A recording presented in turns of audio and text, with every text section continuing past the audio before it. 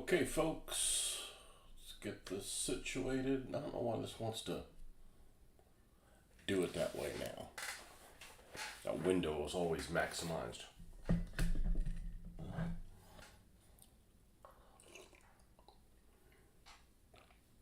Okay, we got 2 billboards done. The Boombox Carnage and Cruel Britannia. They still need to get a flat coat on it. It's a tiny bit shiny, and that's just from the ink on the paper. So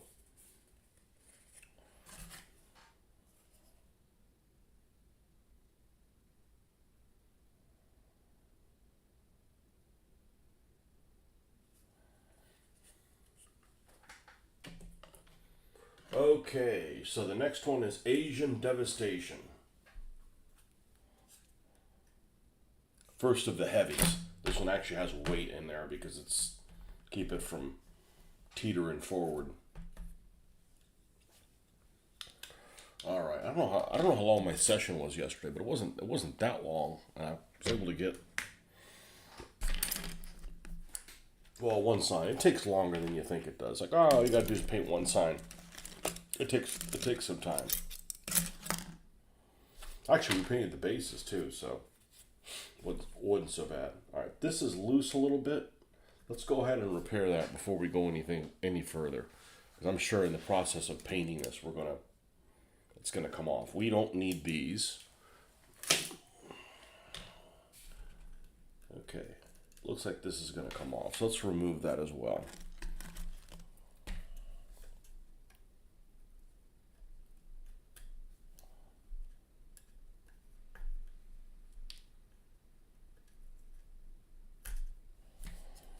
You can't do this with super glue. Super glue would have made a mess. Okay. Now, where's the hot glue gun? There it is.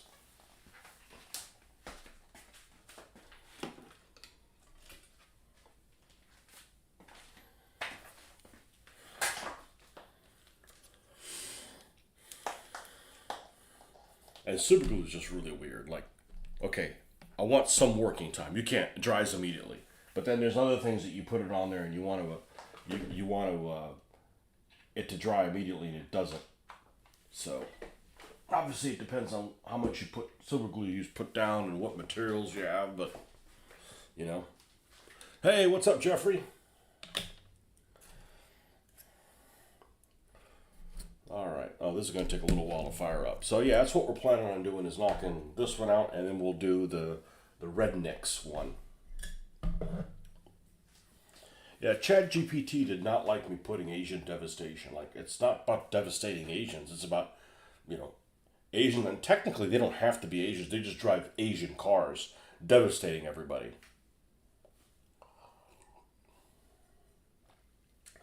By the cars themselves, that would be my favorite team, because I like Japanese vehicles.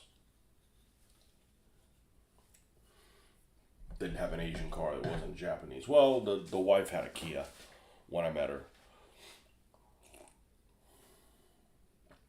The controls and everything on the same place.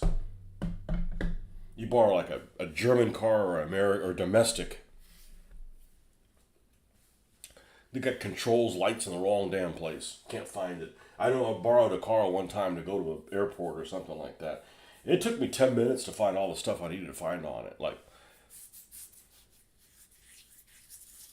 windshield wipers are the wrong way that I'm used to. It's like, yeah, we don't need to reinvent the way we do stuff. You get in a Nissan, a Honda, a Toyota, a Subaru, and the higher end ones too, and everything's the same. The lights are the same way. Well, you just get those automatic lights. Yeah. Only thing I want automatic is I want the car to automatically go to work for me. I don't need it to drive. All that automated stuff just encourages people to be, away from keyboards, so to speak, when they're driving.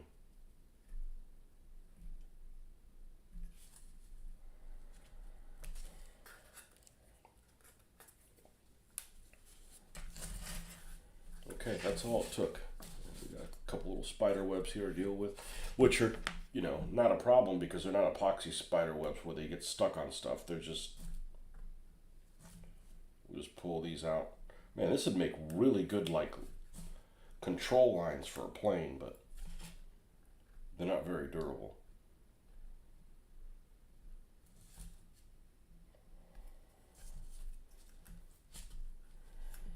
Yeah, so the Cruel Britannia, I only have 3 British cars right now built. You know, I've got Land Rovers and I think a Defender. I got a Defender and a Mini Coopers out the wazoo.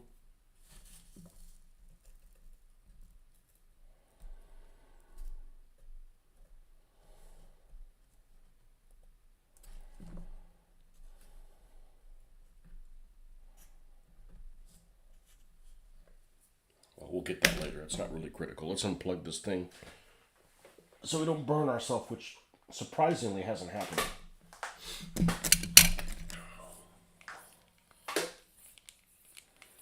All right, so same treatment this thing's going to get. It's going to be in brown. We're going to do a brown base, and it's not going to cover great, and that's okay. Because it's got, I don't know, 5 to 6 layers of dry brush on it.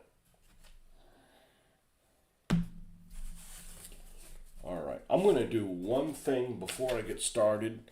This thing is just a little too long to fit in with this one, so I'm going to cut this thing down.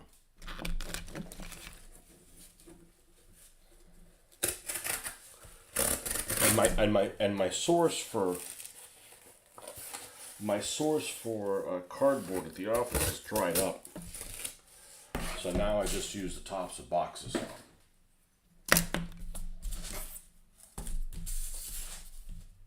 All right.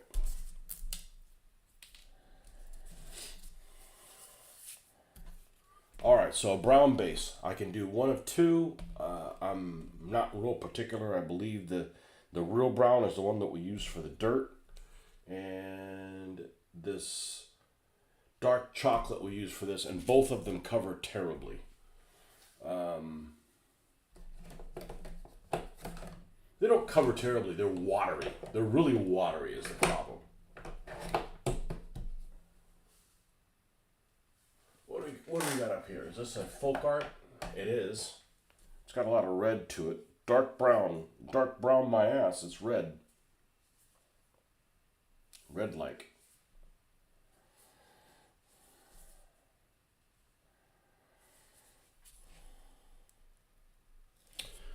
I'm not going to use this one in this case.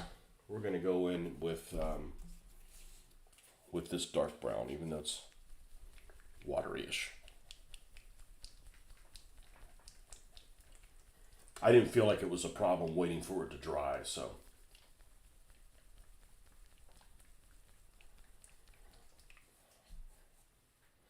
This is the one that we're going to try to do something different. It may or may not work.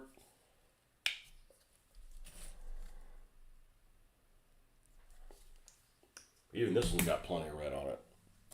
All right, give me a brush that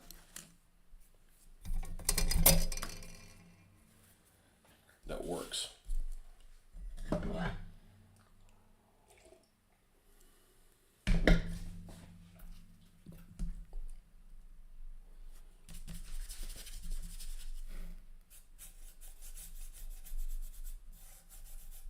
Let's do this. This worked pretty well.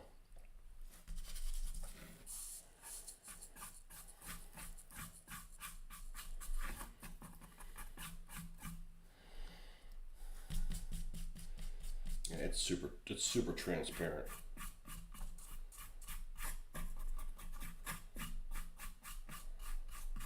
I guess I could use better paint and get rid of that problem. But then the problem is that, I mean, this is the one that's going to get the most coverage. So this would be like, if I was going to use Vallejo paint, this would be the color, this would be the stage I would not want to use because you're going to go through the most of it.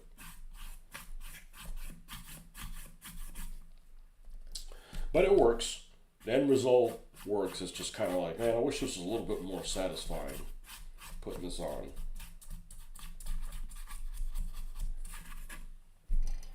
I know that I had not done this before. I'm like, man, it looks like you're just going to make this look like trash. Well, that's why we've done it several times before.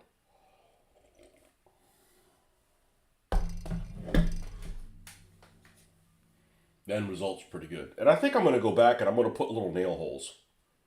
That doesn't take that long, like two on, just see if I like it. So it's complete, except it's not complete yet. It's going to be enhanced. Might as well do all that stuff before we seal it.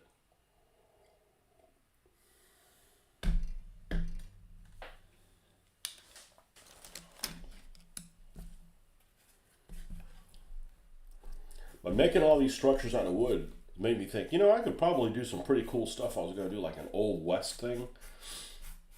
The problem with the Old West is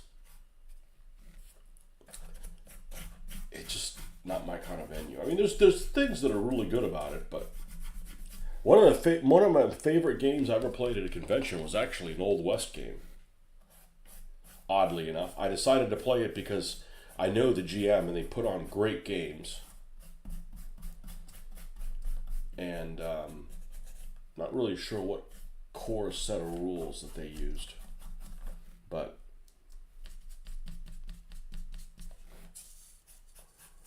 those big games, they probably had 12 players, maybe even more than 12 players. And what made this game unique is, it was 28 millimeter, and you had I think I had one group that was 6 figures, and I had another one that was 4. And a group of 6 figures that was like Geronimo, and like a couple of other. I mean, I don't know jack shit about Geronimo. Okay, Jeffrey knows more about Geronimo than I do. I don't know about Geronimo. But anyways, Geronimo and a couple of other Braves, and I think some civilians had to enter on this side of the board was like this. I had to enter like here. And, this distance is like, 10 feet. Seems like the board was like 10 by 16. I could be wrong. It probably was much smaller than that. But it was a big board with a lot of people sitting around it. And you basically got 2 forces. So I got like Geronimo. Actually, he came in about the middle. And he needed to get off to the other side of the board, the short way. And of course, there's all kinds of groups. So you're going to interact with other people, whether you want to or not. And sometimes the other people's missions are at odds with your mission, so there's an encounter, right? If everybody's mission is just avoid everybody, well then there wouldn't be a game. But I had to get across the board, and I had another group of like four characters. I want to say they came in like here, so they had you on opposite sides of the board, so it wasn't like I'm over here and I never get to experience any other part of the board. You have to move these guys and then go over there and go across the board and move them as well. Was a group of 4 banditos on horseback. I believe they were on horseback. And they needed to rob a bank, which was about here. Something like that. It was like in the middle of the board, kind of near me. And it was an interesting game. I don't remember what happened, other than we all had a good time. And I think it was one of the last games that we played at the Tampa venue. So that would have been like 2006. This 2006 was the last year they held it in Tampa. And the hotel they held it at was kind of interesting. It was I believe it was a Clarion, which, those of you guys aren't familiar, is kind of a low-end hotel chain. But it was like a Clarion convention center. And it was one of those, it was like a motel, so it had the doors on the outside, but there were doors that faced the outside exterior of the building, and also ones that faced towards the interior. And the interior one was covered like what is that called?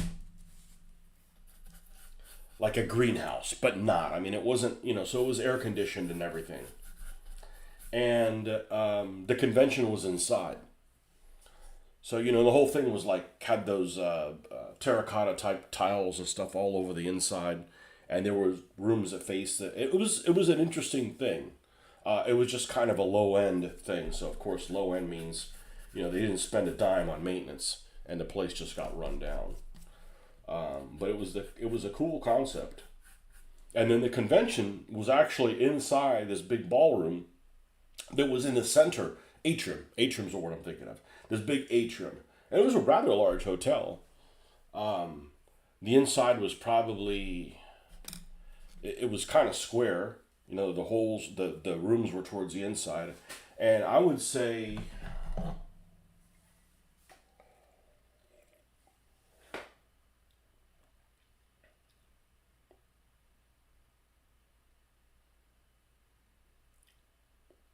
150 feet by 150 feet. So the courtyard was maybe 150 feet by 150 feet. And within that courtyard, there was an enclosed room that was the main ballroom where everybody played. And actually off to the side, because there was, stuff off to the side, but not in the room, kind of in the open atrium, is where the DBA tables were played. And then there was other stuff out there. There was a guy who would always play a game in the night session on Saturday night, kind of in the last big session. And he was a vendor there, and he'd do a World War II game in 20 millimeter. And that's where I met, I want to say 4 people that I know that I still communicate with in that game, playing the first time. And it was a good location. We had some good games there. That's where I first played DBA. And just eventually they were going to tear down the hotel. It was, people always talk about there's this one, sometimes there'd be multiple things going on in the hotel. And I think one year there was a Alcoholics Anonymous or something like that at the same time. And some people had some encounters with some of those people. I didn't even realize what was going on. I know that you couldn't walk outside the hotel and go grab a bite to eat on foot because that area of Tampa is really run down. I don't know why, but it is. It's kind of industrial right there by the interstate. And I mean, you could, it's not like, you could, it's just, you don't want to have encounters with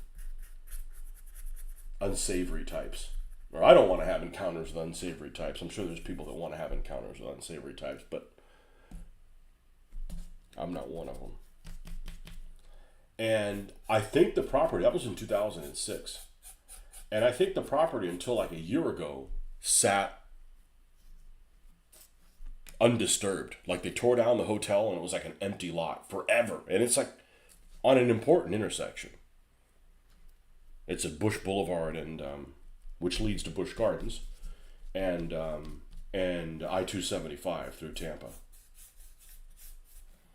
But when they decided to move the convention, they were looking for different places for the convention to go to. And my immediate reaction is, even though I don't live there, is to have it in Orlando. Because Orlando is, first of all, more in the center of the state. And the people that, I don't know how long the convention had been in Tampa, but I know that I went, and I don't think it was the same convention, I don't think it was the same people, but in 1996, I went to a convention that just, it kept me from going to another one for 5 years. I just had a bad experience, and nothing bad happened, but it was just, I didn't enjoy. I went with some people. My people were okay, but some of the other people at the convention were a pain in the ass, and I'm like, this isn't worth it. And it wasn't like I was made of money at that time. That was kind of the dark ages as far as income goes. Maybe not 96, but anyhow. So I didn't go to a convention until 2001, and this one was also in Tampa. I don't know that if it was the same crew, or I don't think it was. I think some of the people may have been the same, but regardless, this convention had been in Tampa a lot of years, and the big people that were protesting it moving were the folks that were local that never spent a night in the hotel.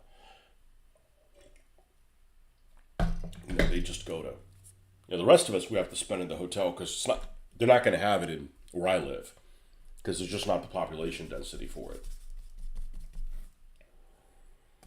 It's the whole Historicon thing. People cry, I can't believe I got to drive another hour. Like, what, as long as you don't put it in the Panhandle, which for those of you guys know, it's the part of Florida, Alabama didn't want.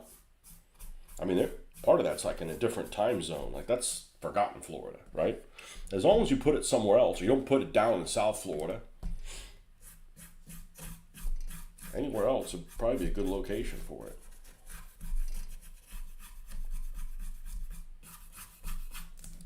I woke up before my alarm this morning with a dream I've never had before. I had a dream about it. I had a Diablo dream.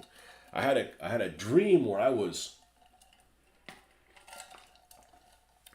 talking to someone who did a bulletin board or Facebook page or something like that about Diablo characters. And I was like, I never had a fucking dream like that before. Telling them about, how I got started and what I've played. And I'm like, what the hell?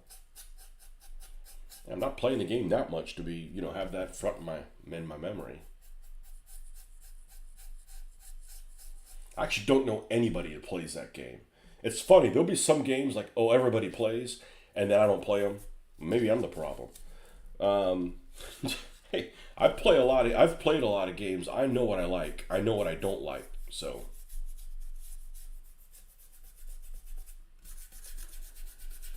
it's hard to have that Game of Thrones type of or Walking Dead kind of experience with video games for me. And what I mean by that experience is, I watched The Walking Dead and Game of Thrones because other people were watching it, and it gave me something to talk to them about. Not because I was a huge fan of either thing.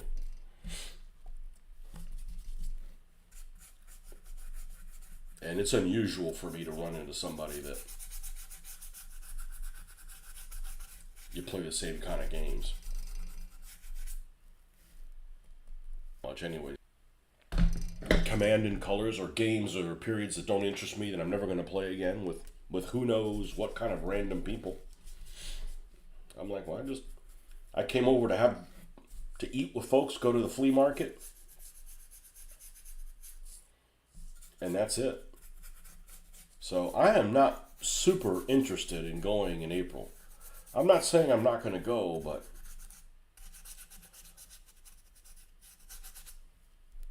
my interest has definitely waned. And they're not playing that much DVA. Well, they're trying to play DVA, but, they're getting, anywhere between 2 to 5 players every time. So I don't care if they had 40 players. I'm still not going to play. So, if we'd been getting 40 players all the time, I'd still be playing DVA. So it's different. You put your life on hold for a lot of players. You put your life on hold for like 2 folks. It's like, nah, that's good enough. Dark chocolate. I would not call this dark chocolate. I'm not a big chocolate fan, but that looks like a color. That's very milky chocolate. If it's dark chocolate, I ain't touching it. I absolutely detest the taste of dark chocolate. It's like punishment.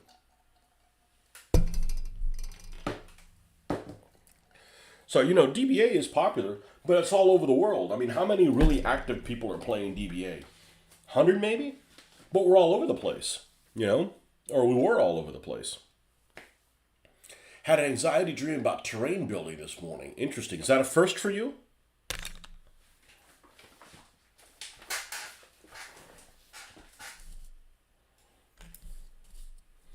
I have a dream every night. In other words, I wake up every morning and I know what I dreamed about. And they're not exciting. It's not, I don't get to choose what they are, but I remember them every day. I mean, I couldn't tell you what I dreamed about yesterday, but yesterday morning I could have told you. I mean, if it was very memorable, I'd be able to tell you. Like, I still remember one dream I had when I was like 7 or 8 years old.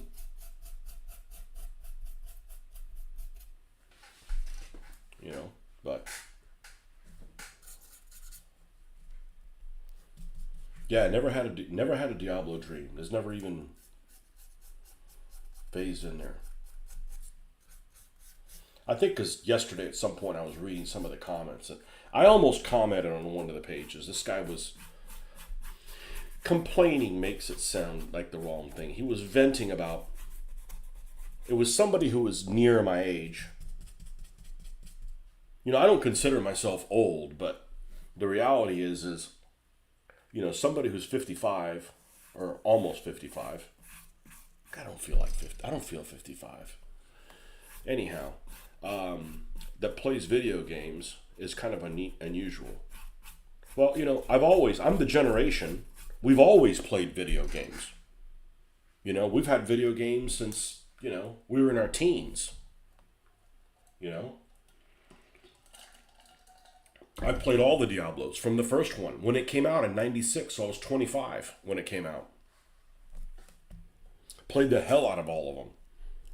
And this guy was commenting, he went and tried to do something with some people. I think he said he was 49 or something like that. And these kids were like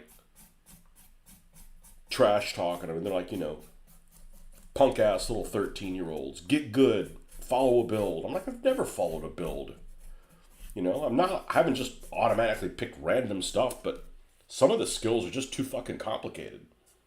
And one of the things I really dislike is it's like any game that you have lots of choices, like, okay, do you want to put this on or put this on?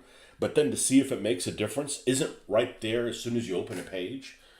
It's a pain in the ass. You got to go like 3 pages down.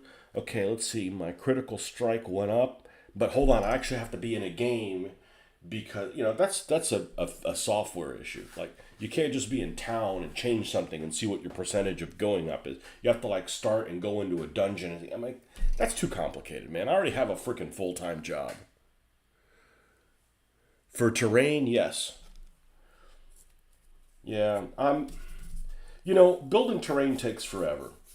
I'm not even doing that much heavy lifting on the terrain, and it's taking a long time. However, every time you finish something, it's something else that allows you to use in the game. I'm getting a thrill out of making this out of nothing. And when you make things out of nothing, every place you go has stuff for you to technically buy for the hobby. Right? You make things out of matchsticks. Any place that has matchsticks, you're like, ooh, I bet I could build something out of it. Plus, it's really inexpensive. I mean, assuming your time is for free.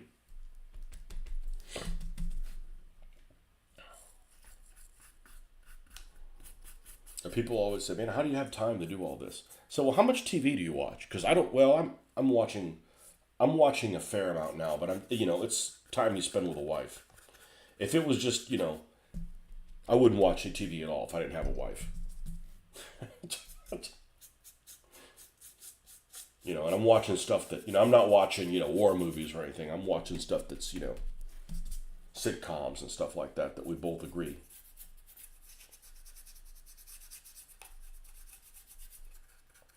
On watching. But people say, oh, how do you have time? You spend 4 hours on a figure. How do you have time to do that? How much time do you spend, on TikTok? Or, I don't spend any time on TikTok, and I watch very little television.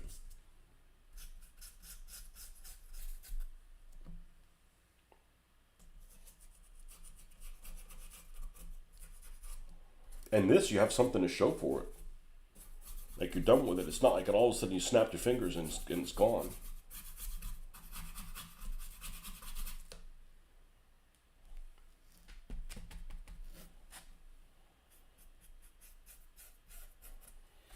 This one's actually covering better than the other one, and I'm not sure why.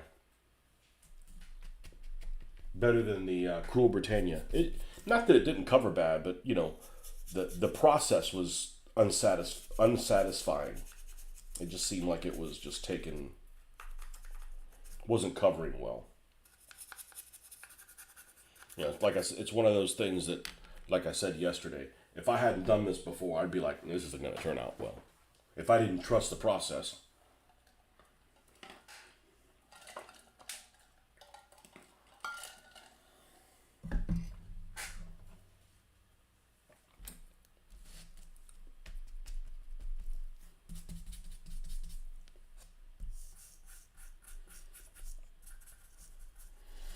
But I actually turned on the headphone a couple of weeks ago because I was trying to accomplish something in this game. And I hadn't interacted with people that I don't know by headphone in a video game in probably a decade. So I turned it on, and the first thing that I noticed is there's a lot of potheads that play video games. Like, I don't interact with potheads. I don't. None of my friends that I know of, if they do that, it doesn't run their life.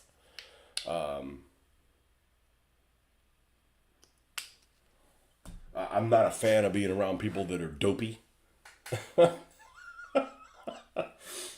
So my interaction with people that are on drugs is very limited. And so I was interacting with this guy, and it was like,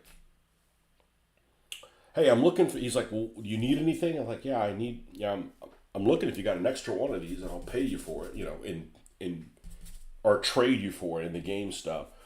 No, I don't need any. He's like, no, I don't need anything. I'll be right there. And I just sat around like waiting on him in one of the towns, and he was just like in another world. He was on cloud nine. And I just eventually just like left. But you can do whatever the heck you want with your life. But man, I run into people all the time, and you see it on Facebook, and they're just unashamed of just being on fucking drugs all the time.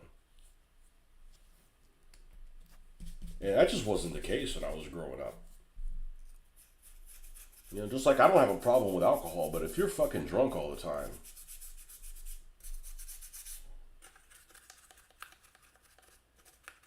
some people are on their way to alcoholism. I'm on my way to never drinking because I never do. I don't have a problem with it. It's just I never need to. Unless it's at a wedding or something like that. So I got to go to a sober wedding in a couple weeks. I am not looking forward to that.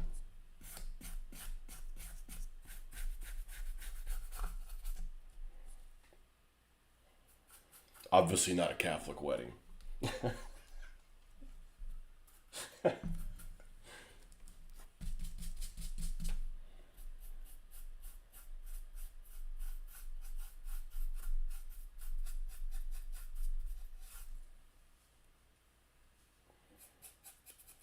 Yeah, I don't really have interaction with people that are all doped up.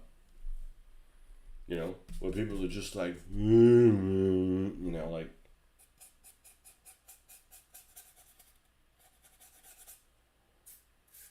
And it never really dawned on me that there's a whole species of people that all they do is play video games and get stoned.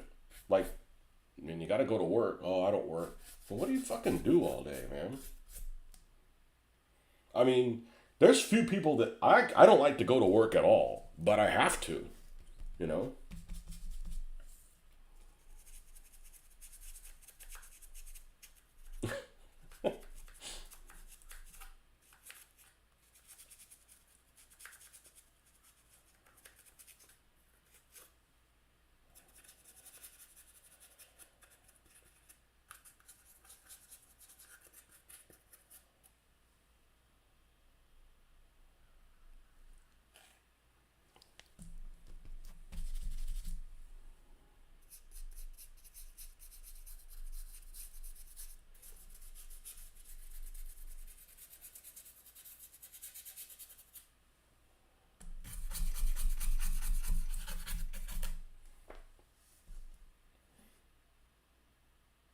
A little bit here, and then I think we'll be done with this color.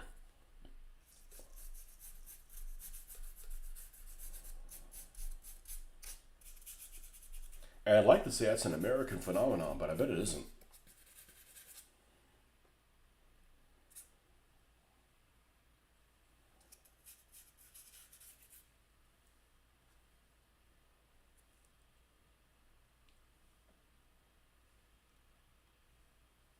I think we're good. I think we're good there.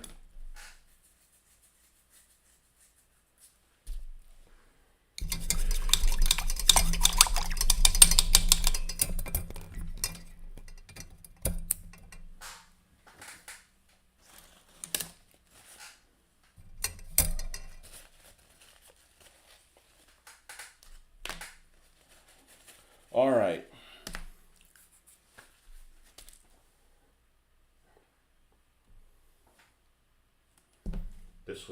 this was the British one. The original one, these are the ground colors. Country Twill is, I think, the one we did next.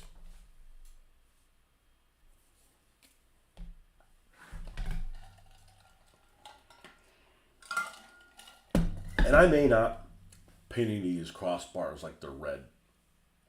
I don't know. It was a thought. It was a thought to maybe put, the border of this. And obviously I'm painting it brown because it's going to be, the red's going to be like distressed. Right? Maybe the outside of it and maybe this cross member or something like that in red. I don't know how that's going to work out. When I get to that point, I'll probably decide it. But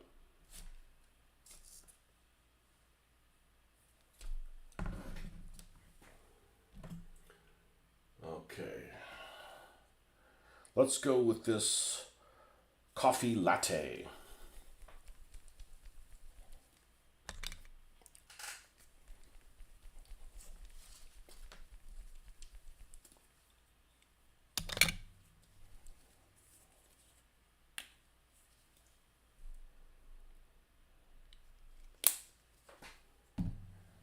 This one will cover better than the other one. Or it should, or it did last time.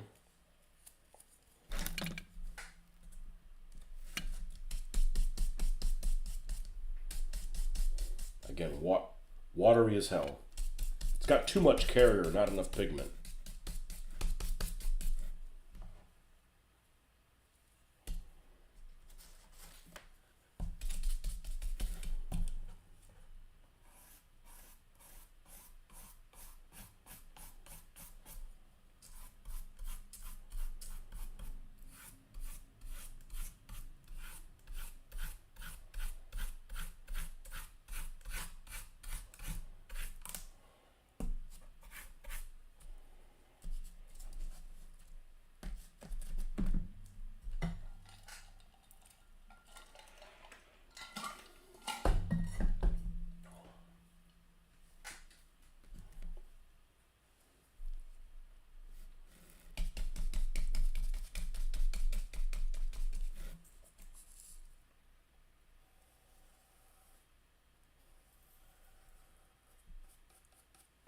Terrain building anxiety. I wonder what the heck that would be. I gotta get this thing done in time for a show. The last game I played, we had some people playing Gaslands, and one of them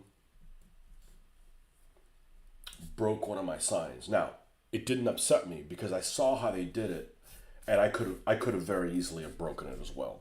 It was one of those belly got in the issue kind of things. So I need to be careful of putting things that are like vertical or have signs, like some place where you're going to reach over it. Guy didn't do it on purpose, so it didn't upset me at all. And it was an easy fix. So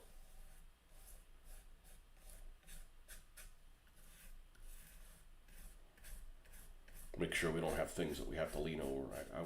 I could have done it as well.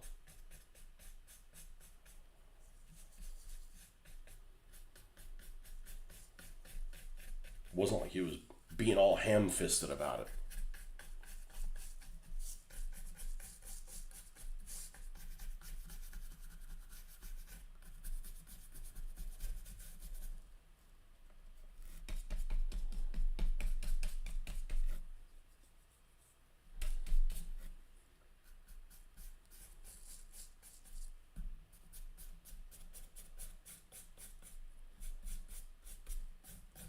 Now, in retrospect, if I'd thought about this, I probably would have made these all the same size so I could switch out the thing. But, then all the signs would look the same. And I kind of like the fact that they're different from each other. They're not made in some factory. They're made by freaking criminals on this prison planet or whatever. I've put a lot of thought into my world other than all of these people in all these teams are really unsavory types, that the world would be better off if they all died in the same rate, in the same race. Like nobody finishes the race. They're all dead. The world would be a better place. Whatever they're in for.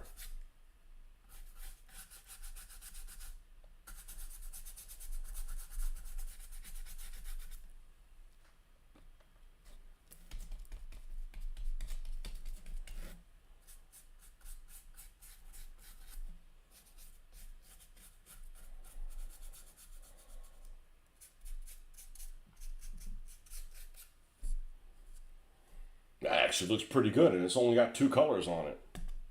You should have been using this larger brush to begin with. And this is a cheap-ass craft brush. It's one of these brushes I confiscated from the kids.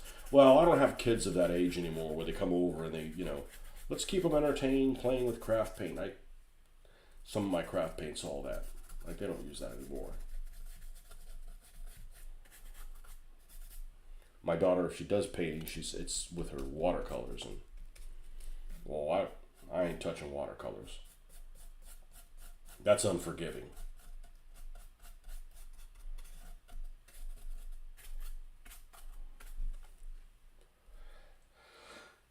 Man, this looks fucking great. Yeah, that looks pretty good. All right, well, the next color, we're definitely going to be using the larger brush. And it's not necessarily because it goes quicker, it's just applying it more evenly.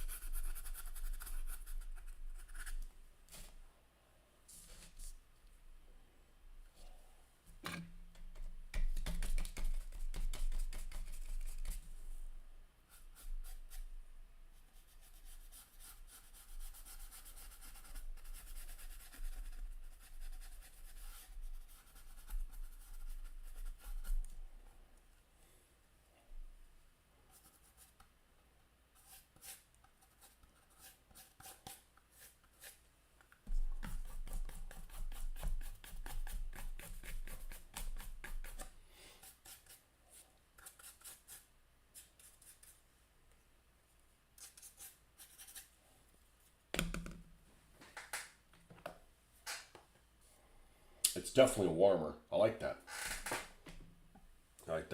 Well, let's keep going with the warmer trend then. Let's keep going with the warmer trend. This is the third color. So instead of splitting off and start adding this barnwood, what do we got here? Iced coffee. Well, we have the whole coffee theme going on here. We have coffee latte.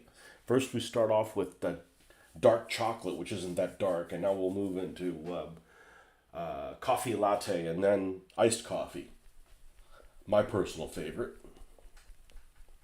It reminded me to look for S&A Scenics online, which I did. Your dream? But now you're going to make me look for it. S&A Scenics.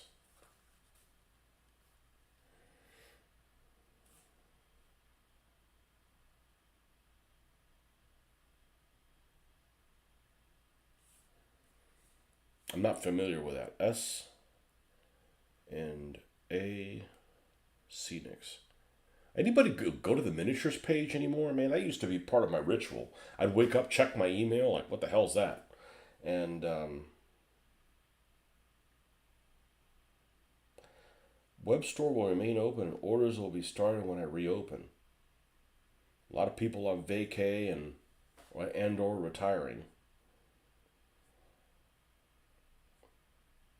I came across somebody that was really interesting, and it's like free delivery to the UK. I'm like, great.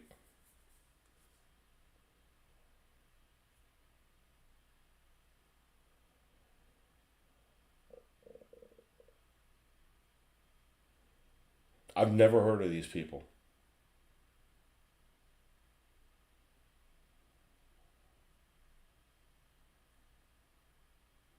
Do you ever take any of these hills and lose them as is, or do you like doctor them up? It'd be real easy to like give them an overspray or something. I always wanted some of these like rivers that have like, you know, the little grass on the outside, but I guess I could probably make my own. Now the issue becomes with all that kind of stuff is storage. And I never understood people were talking about like, I don't have a place to store all this stuff. And I'm like, it doesn't take up that much space. It can. It can take up a lot of space. Okay. Oh, we have the camel over here. Well, that's a ground color. I don't want to. I want some variation in it. Let's do this iced coffee.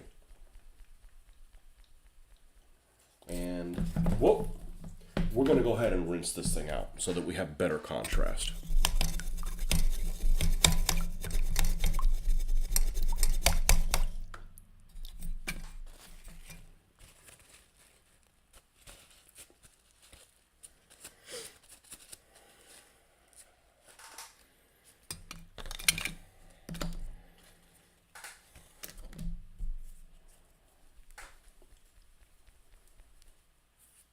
Do people build terrain and drink? Like have a beer? Like I've had it, but man, I find like alcohol is the anti-motivator. It's the opposite of caffeine.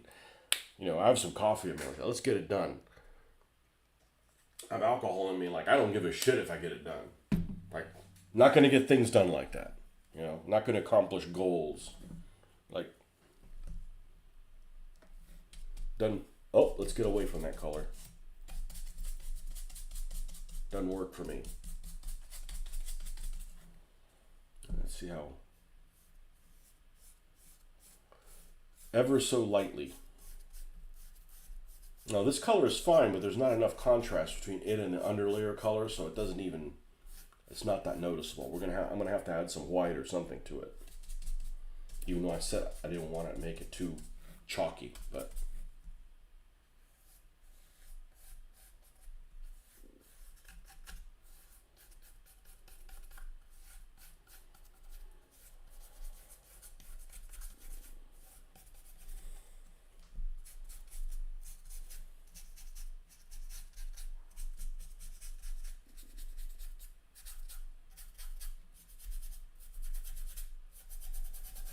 I've gotten to the point where I have so much stuff to work on that I don't care about FOMO.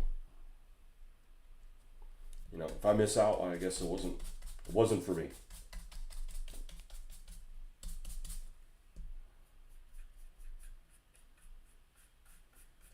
I'm getting to the point where more stuff is just more distracting. Now this is okay.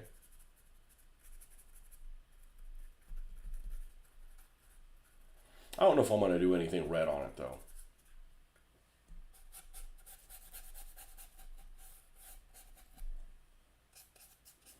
Now, if I had made this out of plastic or something, I'd be tempted to make it look like iron and rusty. But there's enough of a pattern on here that, you know, I don't need to etch this with a wire brush or anything. There's enough texture on it.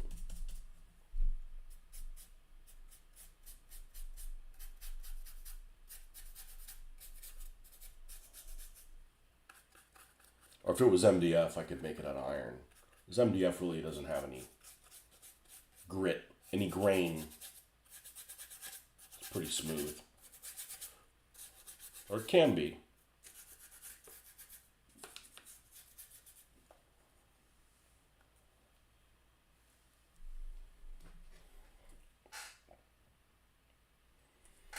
Yeah, it looks a little different. Maybe I won't add white to it.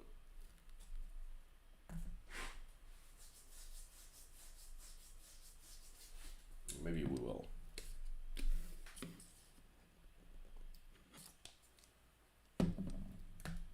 But just a wee tad.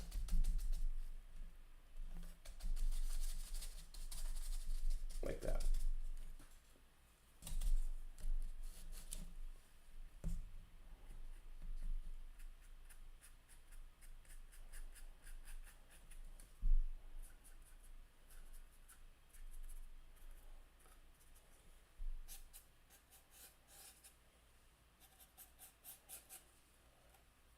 I'm liking this big brush.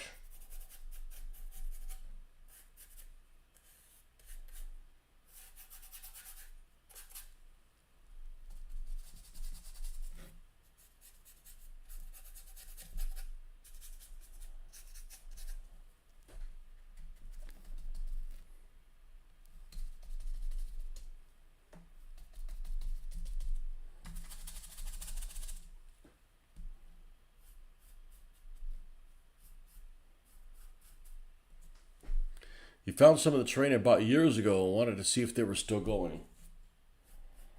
Well, you know that happened to me when I left 20 millimeter. I went back and all these companies that I thought really highly of all went out of business.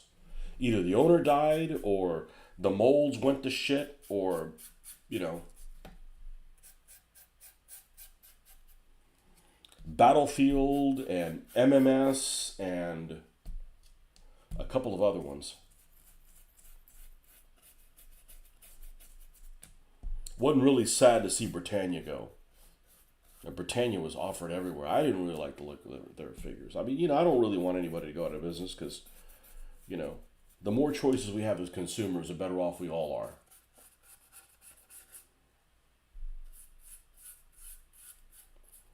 I don't really like the Britannia figures, though.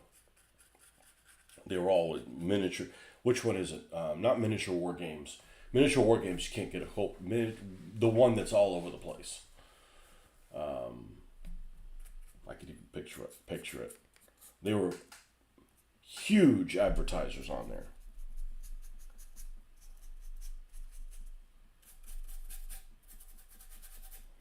They make Essex figures look lanky. You know, all these guys with size 4 shoes. You know, I don't know what the UK size is or the European size, but really small feet. I don't know that I need to do anything like that. Now, I am going to make a decision at this point whether or not I'm going to paint anything red. And what's going to decide that is whether or not how this looks like with it. And I do run the risk of painting some things red, not liking it, and have to redo it again. But let's see, where is Asian Decimation?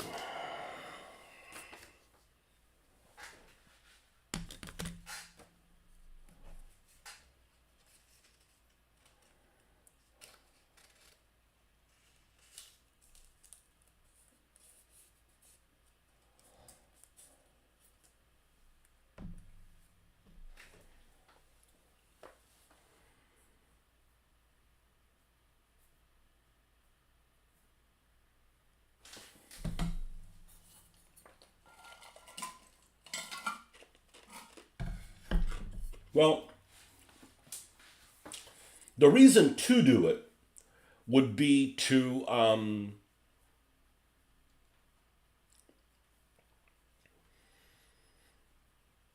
see if I can pull off the effect. That's the reason to do it. I could see this crossbar being red.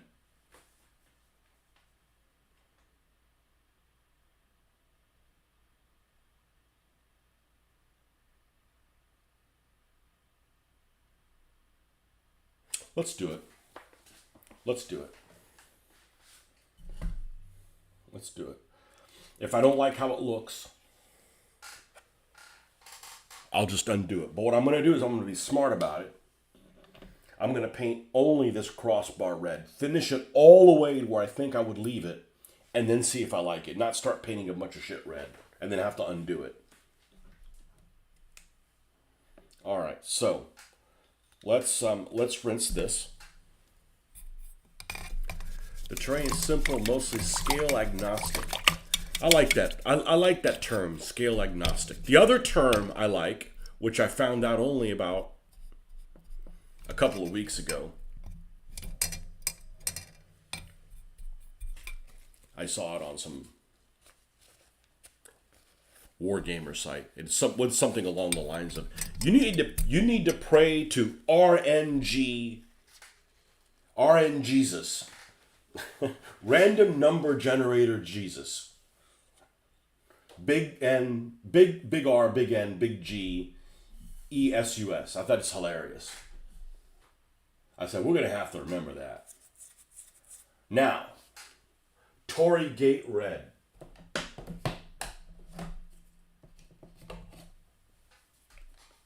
Or a Tory Gate looking red. I think this one's a little too cranberry. Well, that will explain it because it's called cranberry. This isn't it. Okay, I think we need to work with this one. Tomato red.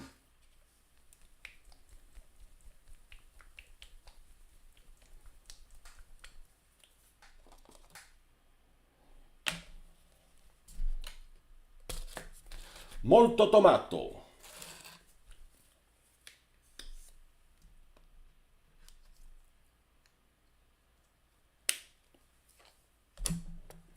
And let's get some black. Actually, let's not get black. Let's use the dark chocolate, the same brown. Yeah, I got like freaking my makeup on it, so it looks like I'm a makeup artist. All right, a brush that's smaller but not too small, so we're not done it doesn't take a month to get done.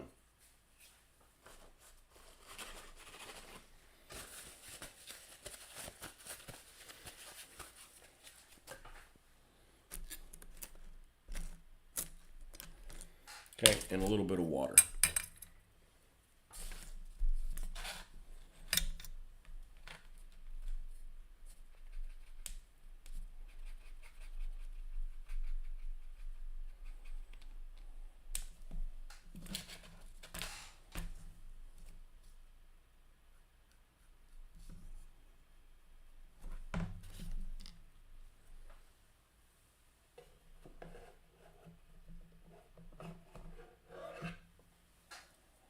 No, I don't want pavement.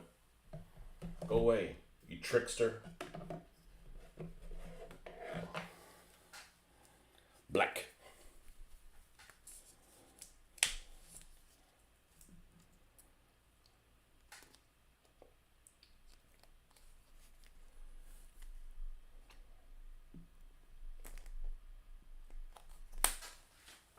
Bye-bye. I need to kill some of this. That one's obviously empty. What the hell is this? Acrylic paint, Horizon Group, Warren, New Jersey. Origin, China.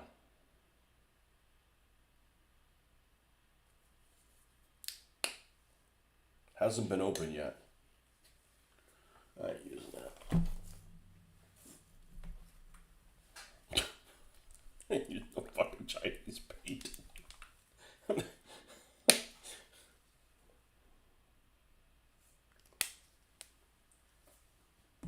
Man, I was a huge fan back in the day of Tamiya paint. I love the fact that there we go. I love the fact that they're the top of their paint pots. There we go. I like the fact that the top of their paint pots match the paint color, and they do really well. But if you use a brush that's even remotely moist, it's going to do weird things. It's not really water base, it's water cleanup. It's like an alcohol base paint.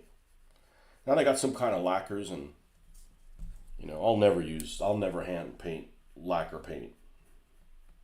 I have. The first Firefly, that Britannia Firefly that I have, that I spent a way too much time painting it a long time ago, back in the 90s. I actually ordered the Humbrol paint for that, the khaki drab or whatever it's called. Get some more tea. I think I'm going to like that I did this.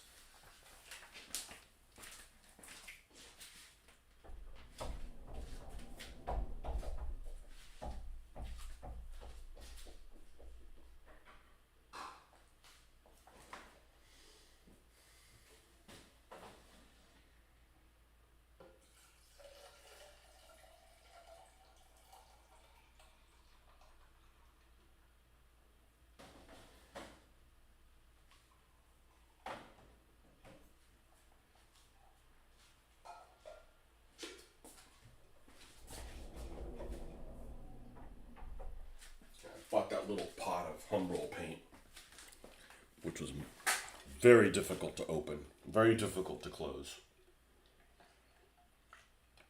I just don't want to clean my brothers. I don't want to clean the brushes with mineral spirits. And nothing wrong with the paint. I just don't want to clean my brushes with mineral spirits. It costs money, and then you're like, okay, well, I want to reuse this pot. I want to use this thing of thinner, but it already has some color in it. All the problems that you don't have to deal with using acrylics. I'd say the smell's an issue too, but the smell's not too bad. At least on those Humbrolls. I don't remember it being bad.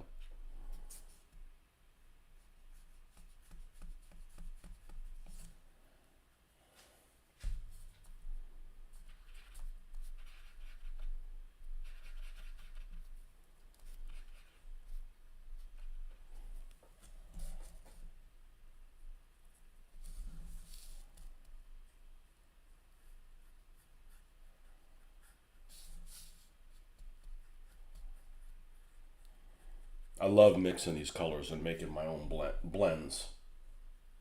Blending. Is that what I used to call it? Blending. Well, I'm not blending on the actual model.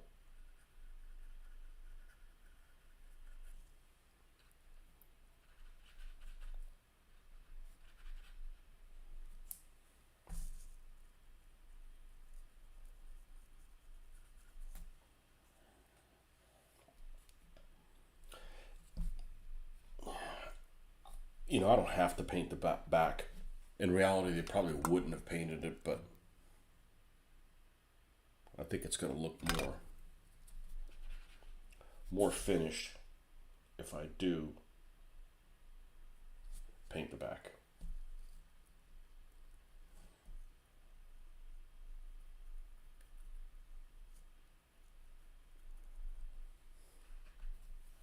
We're doing this for the purpose of let's find another skill that we're good at. We don't know yet. We don't know that we're good at this yet. Let's see if we can work on that. And this is fun to do.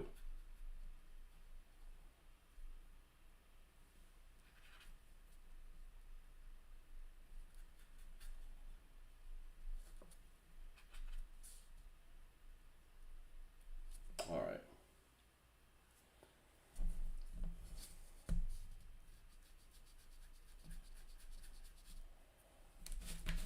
Ever so slightly.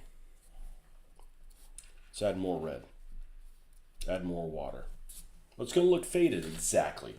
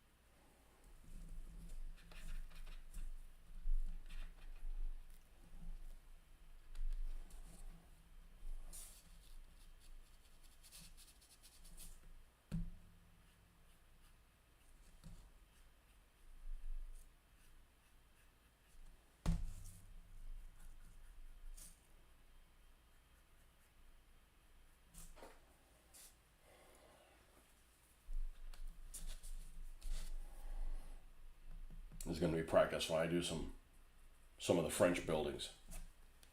I got a couple of downtown buildings, those from Queen Hussars, that I haven't painted yet. I normally would have been scared, but I know the other 5 or 6 or 7 buildings that I did from who is it that makes them? Hovels. Turned out really well. They turned out better than I thought they were going to turn out.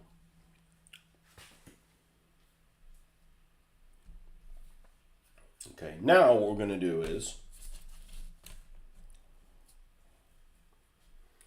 the color that we used to weather this was iced coffee. So I'm going to make some iced coffee in here and see what happens.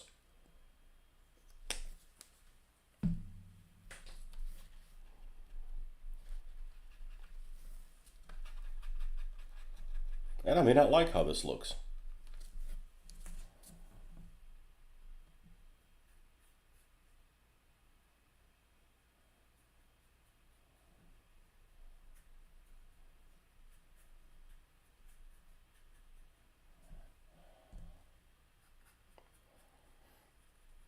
That looks okay.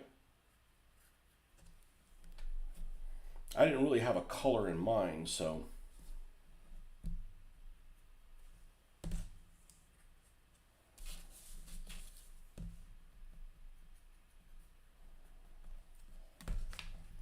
I don't think I wanted it bright red. Let's put that sign on there, see how this looks.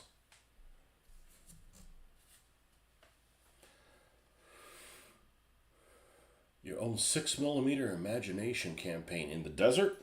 Is it like the chic of some make-believe country?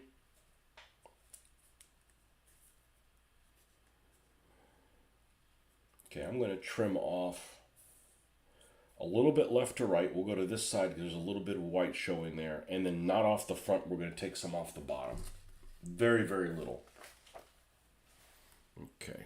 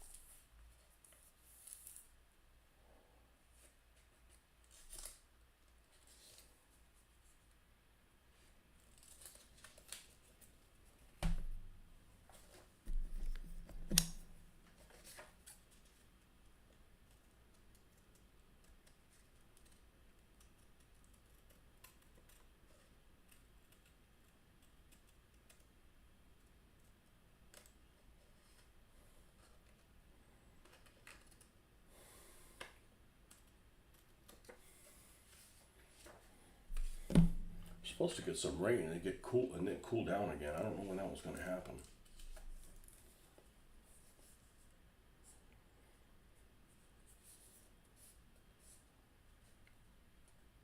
Okay, that corner's a little high. I actually don't mind doing this. It's not like the glue's stuck on it. Take all the time you need because when you put the glue down, that's when you need to have it right. And honestly, it doesn't matter. I mean, if it came like all kind of, I mean, obviously not some extreme, but if it wasn't like perfect, it'd probably look okay for this environment.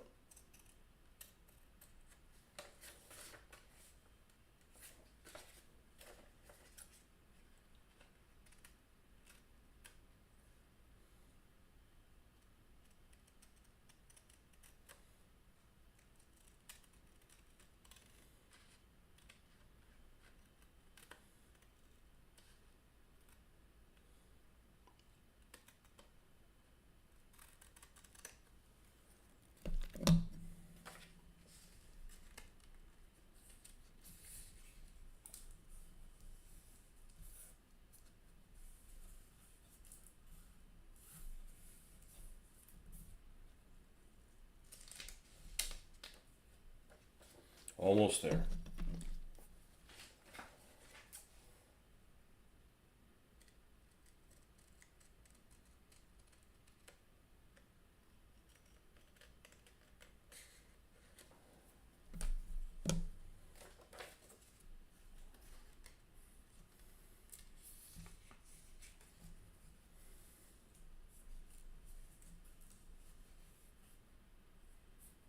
keep cutting and it's just not enough. How much is it? I think it's a fair amount, actually. All right, let's go to the bottom then.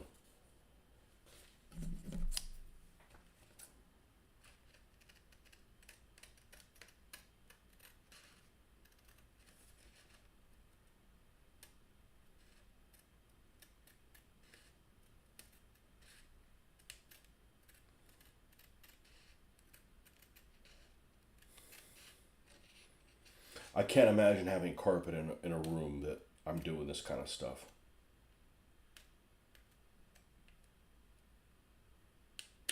This actually gave it a nice texture. You can't see. I mean, I'm seeing everything with freaking contacts out, but it's not flat. It almost looks like it's printed or something. There we go. There we have it. Bam. All right, now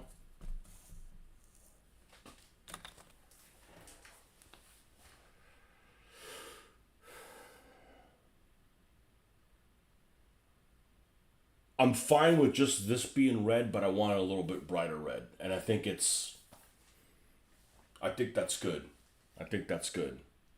And I'm fine with it being that red. Okay. Okay, cool. All right. Excellent.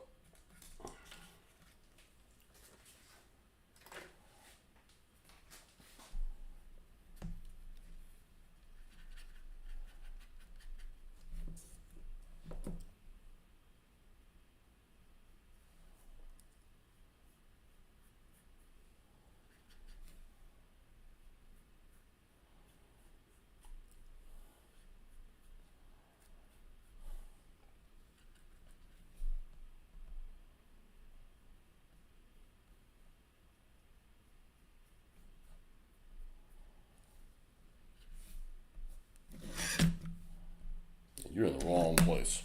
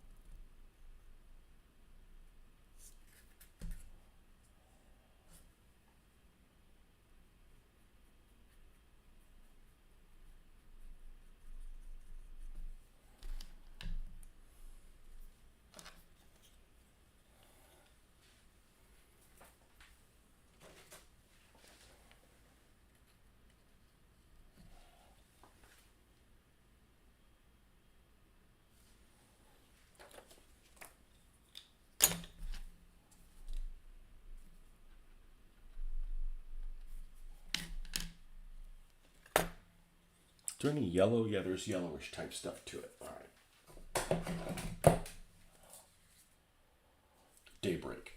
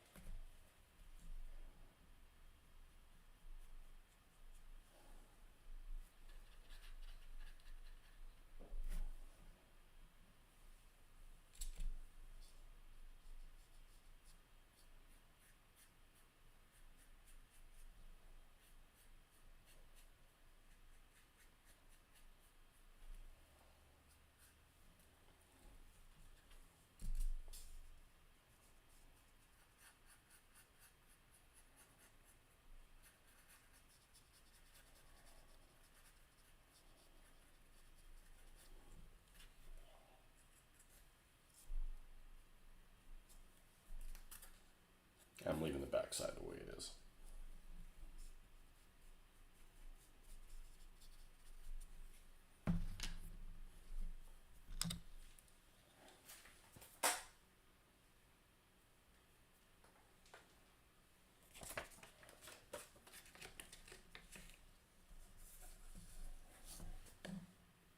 Yeah, Yeah, I think that looks pretty good.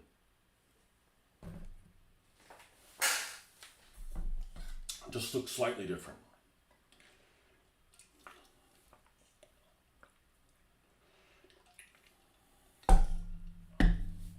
Let's clean up the bottom. And we can mark this one as done. I feel like that didn't take very long. Maybe I'm wrong. Maybe we're just entertained. Okay, let's move the red back over here. All right, we don't need the orange. We need rusted pipe. I don't think we even need rusted pipe. I think we just use country twill and a camel.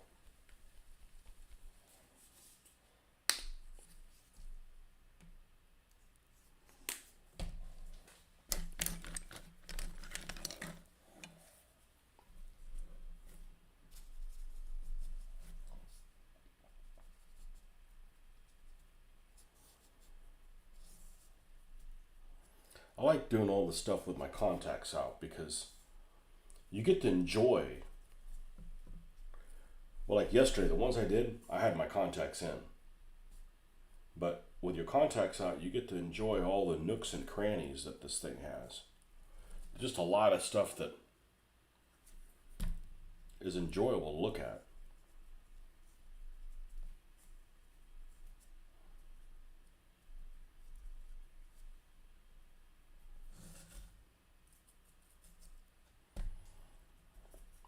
This material looks really good for like entrenchments for the desert and stuff like that.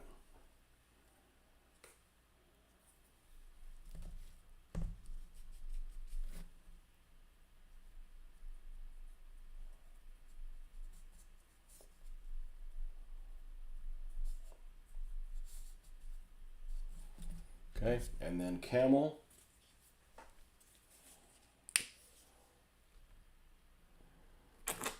Thank you. Snotty nose camel.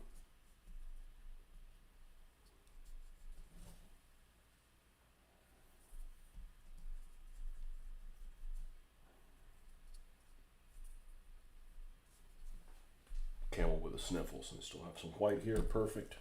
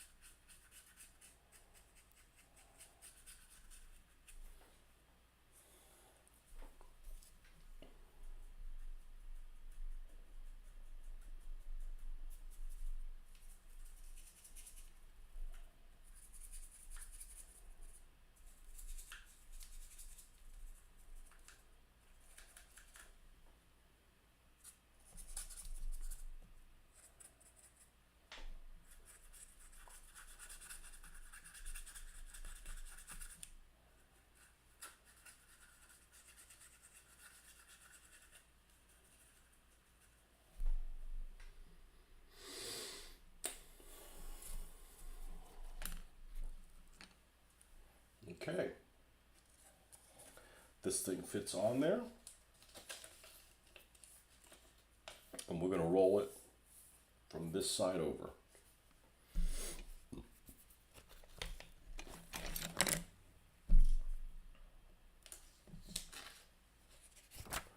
All right, let's get the old Elmers out. PVA. PVA.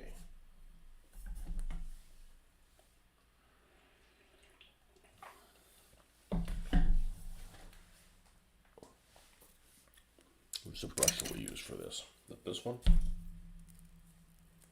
Somebody didn't rinse it, dumbass. The thing I'm the worst about.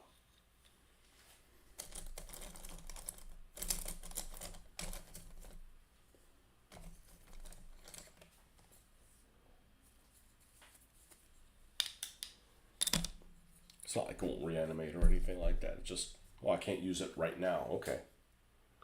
Um,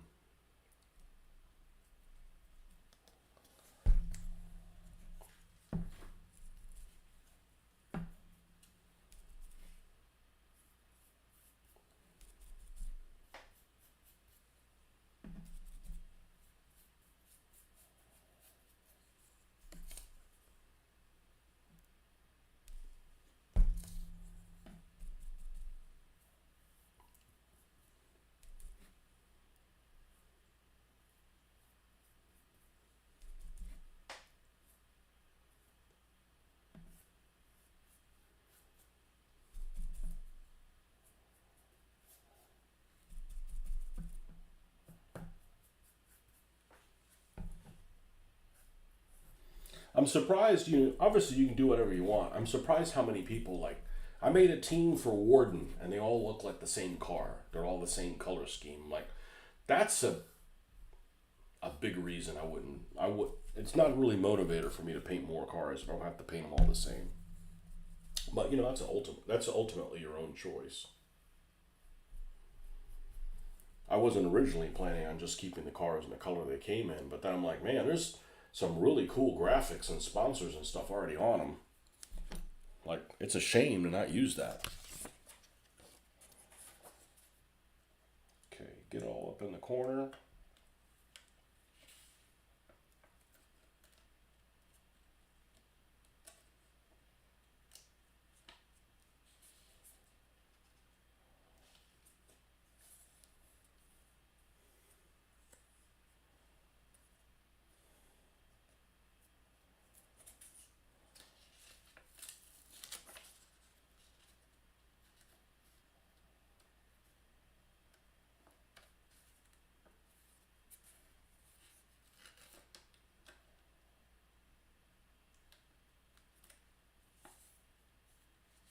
There we go.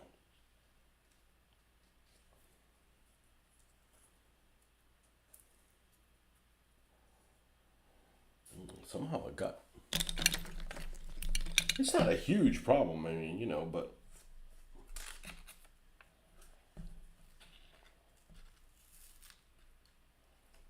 let's cheat to the bottom. There we go. There we go.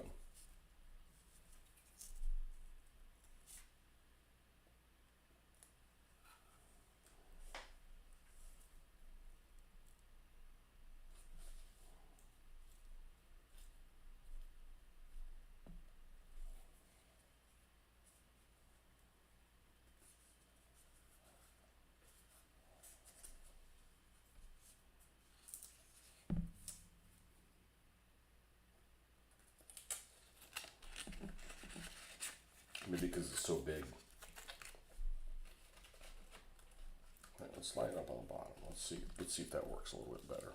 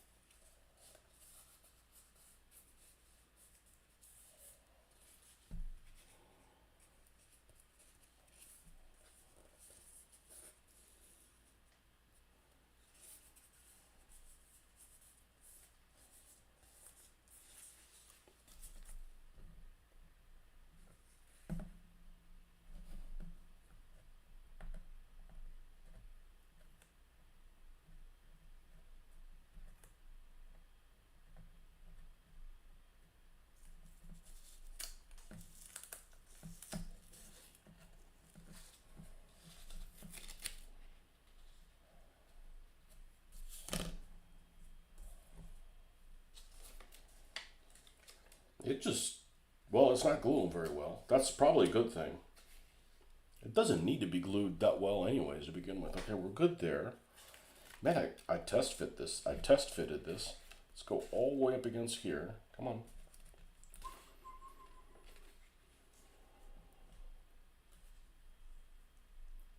There we go.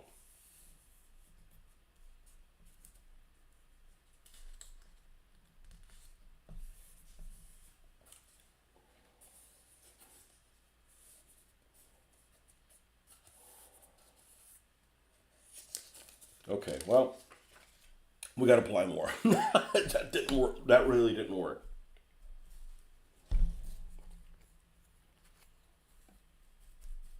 You know what? Let's cut it down a little bit all the way around.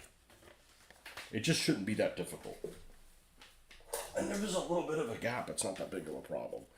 Let's cut the height down.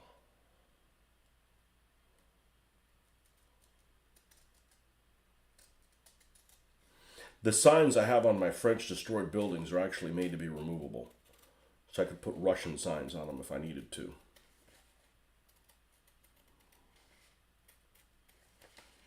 Not that I printed any of them up yet.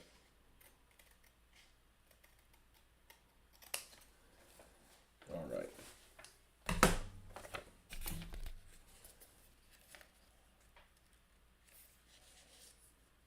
No problem with the height there. All right, let's just cut this width. Let's just cut this side off a little bit.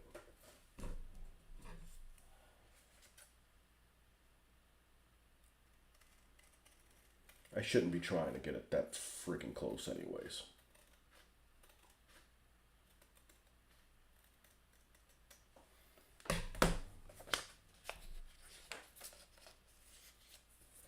There we go.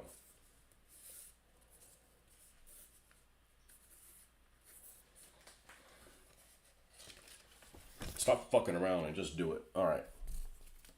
Now we'll put more glue down.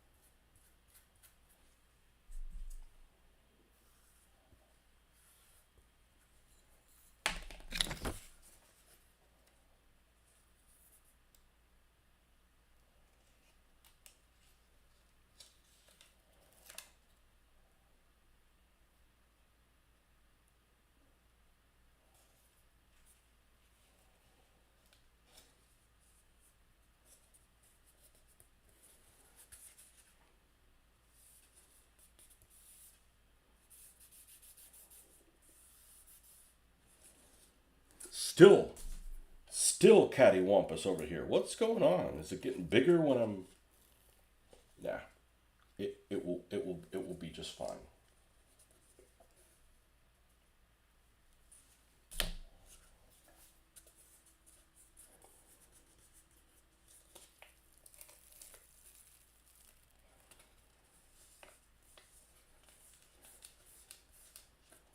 Just a lot bigger than the other one.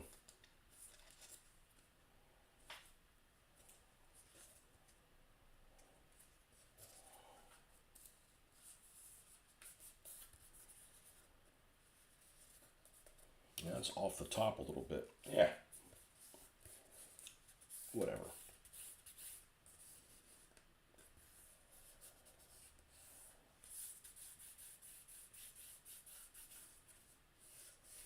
Because then what we'll just do is we'll come up here with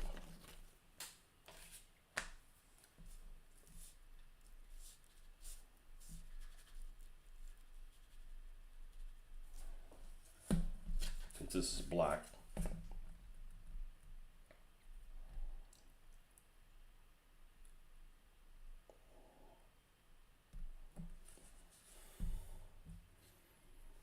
Got one little spot of white showing.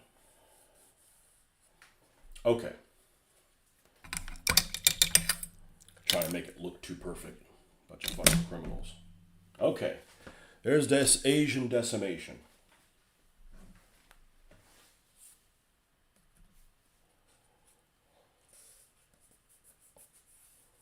Yeah, I think just the paper's just too damn, it's just too big. The bigger you go, the more it misbehaves.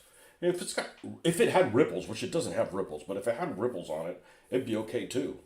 I mean, this is out in some kind of a dust bowl or whatever. Okay.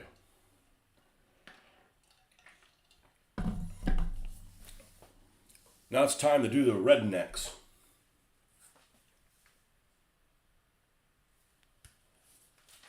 And it's going to have a clear flat coat on it so we can...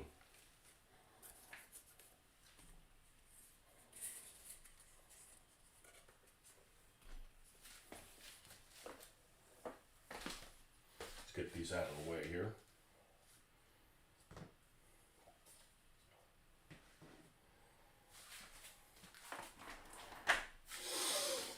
All right.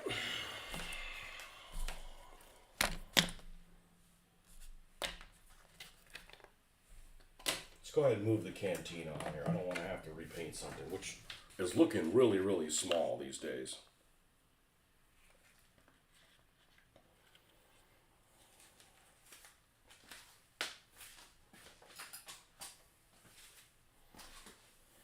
And let's get rid of the big send also.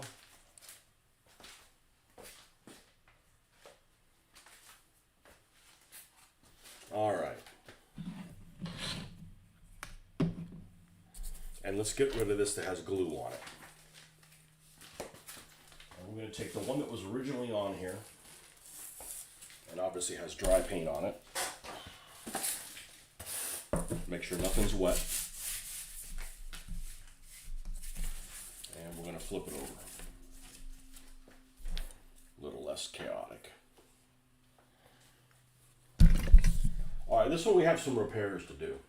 As some of the little things up here fell off as I was painting it. No big deal, but I may actually use super glue at this point for these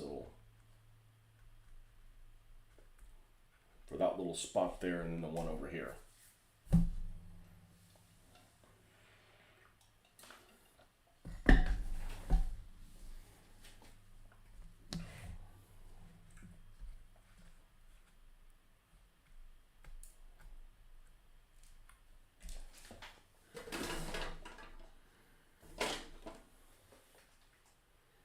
This is the super glue I want to use, but I don't like the fact that I got to use it in this container that is incorrigible.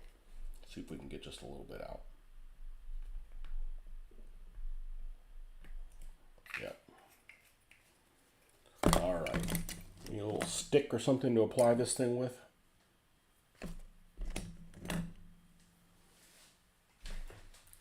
A toothpick. Certainly have, thank you, certainly have a toothpick in here.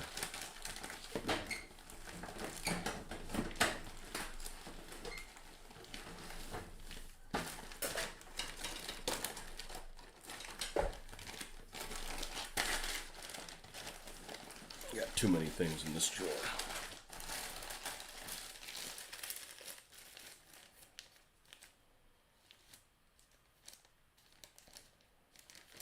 Jeez, how many times am I going to pull on this unsuccessfully?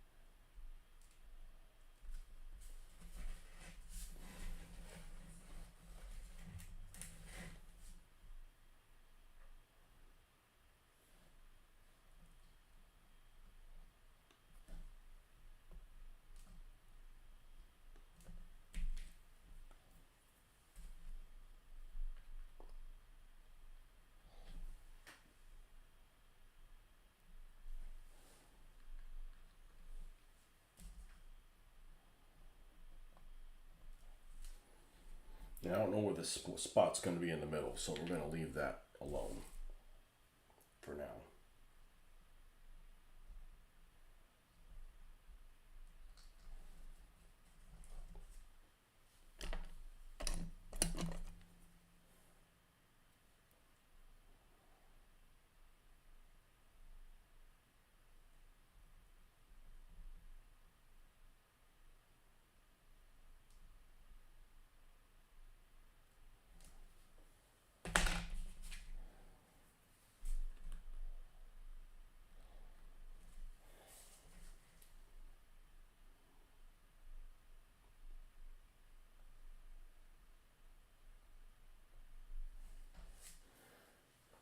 Okay, let's wipe this off. And that way we can reuse this as our super glue applicator. Get that out of the way so we don't have a crisis.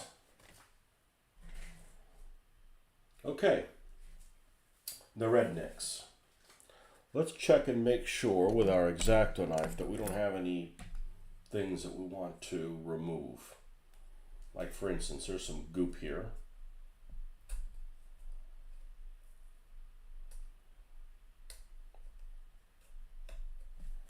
I'd like to remove.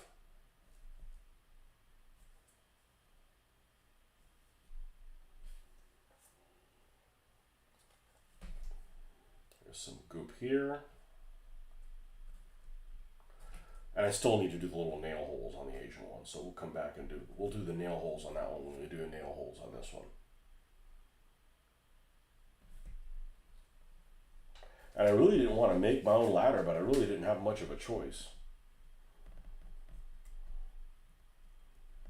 I didn't have any spare ladders. I think it turned out all right.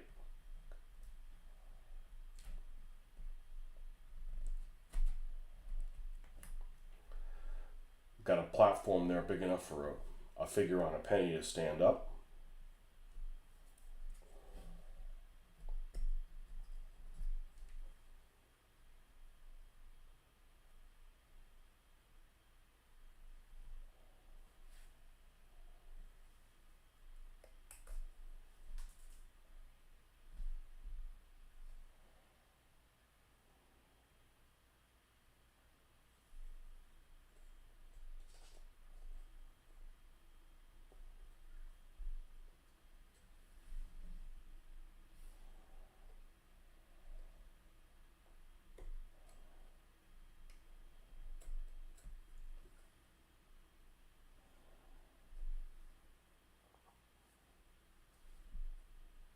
I think we're probably good. All right, let's close this up. I'm gonna take a little pee break. I will be right back.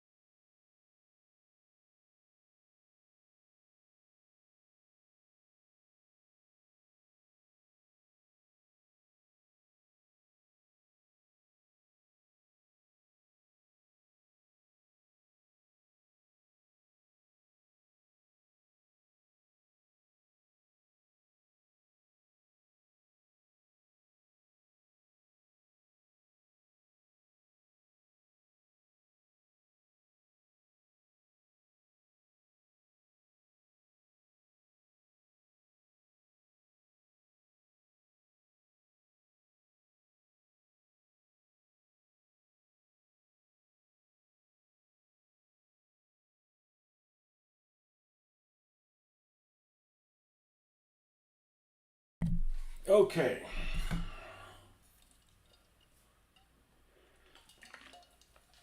I'm going to start with the same base color that we did for the other one, which, like I said, doesn't seem like it covers really well. It's just watery as hell.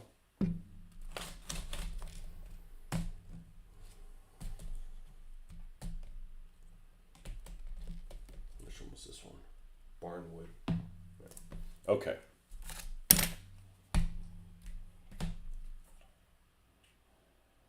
Dark chocolate. Not very dark at all.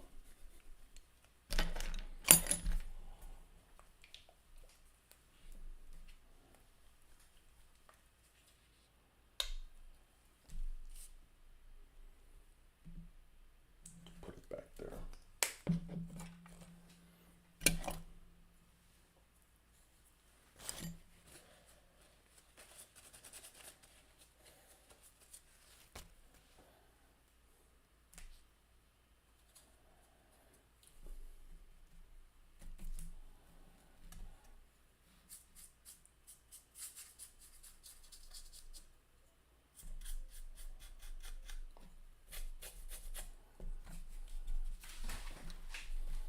At one time, like, let me just airbrush this.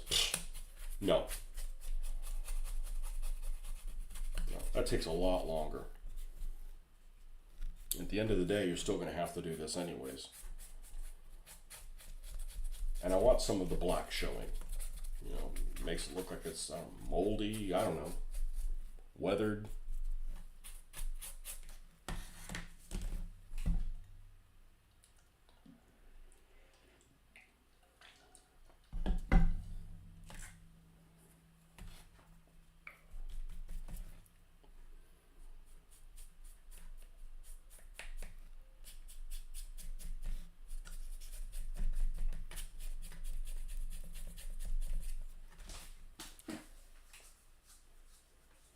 And then after this is done,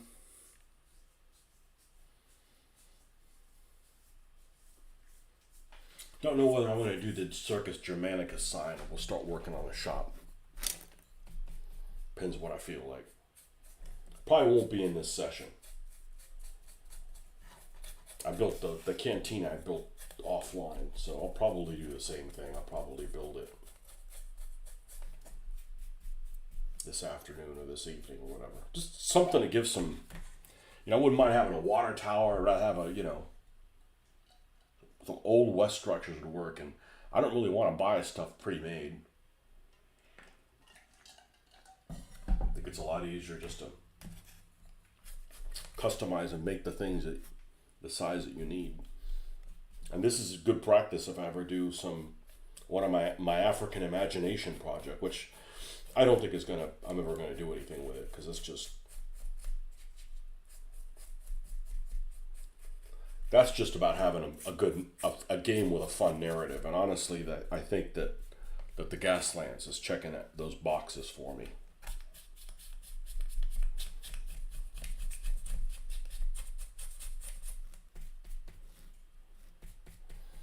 And those the buildings for train sets are just too expensive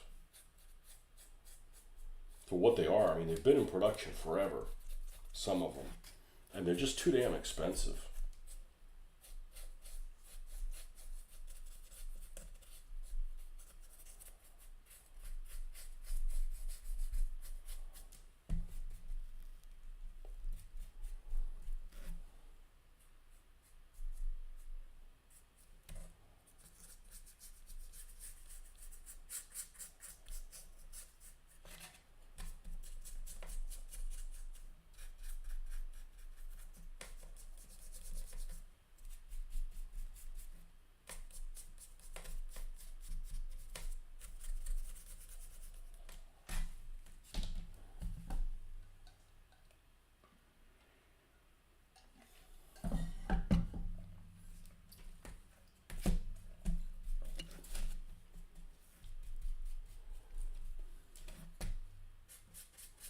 I had so much of this wood. I've had some of this wood for 30 years. I probably bought some of this wood in 1994. Finally got around to using it.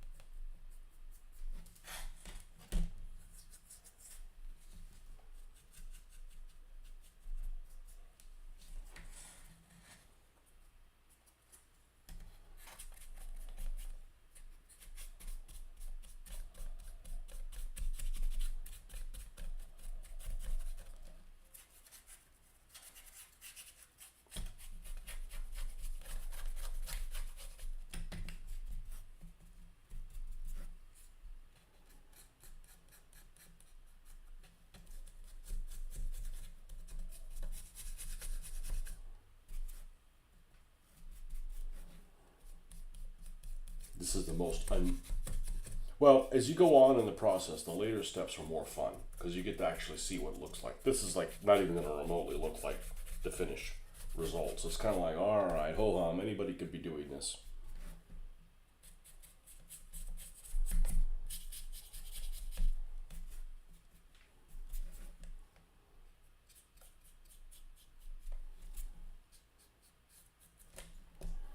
But it's kind of hard to explain. You need to. I want to leave some of the black in there because it's going to get multiple layers over this.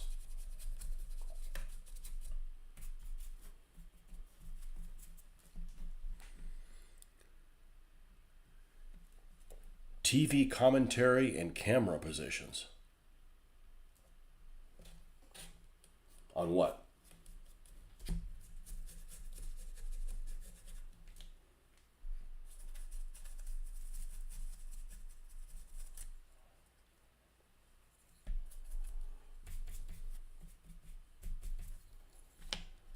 I change my camera position or my computer position, really? That's what it is. Dark chocolate.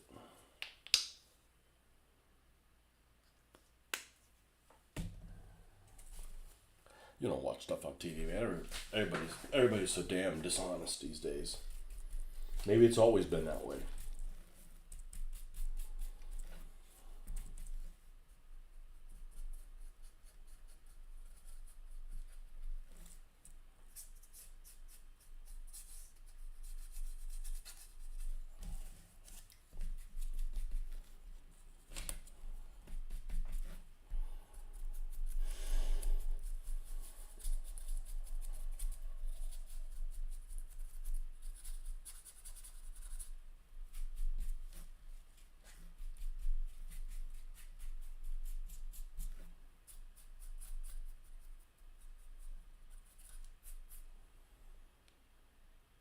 Oh, this is weird.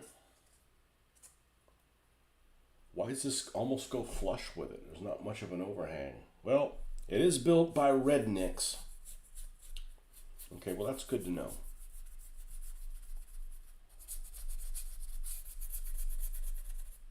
I think I built this one when it was out of the wider sticks, so they don't have as much of an overhang on it.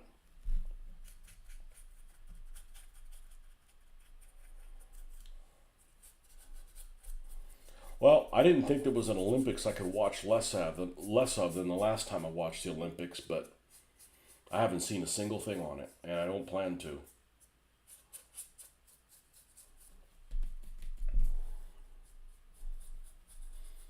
I didn't even know they were going to be this year until, I saw something about it.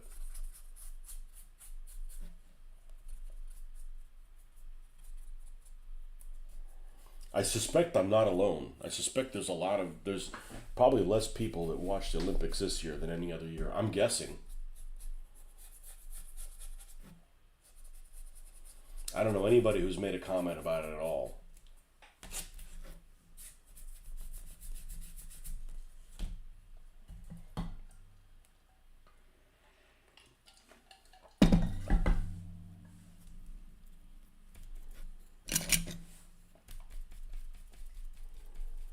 All right.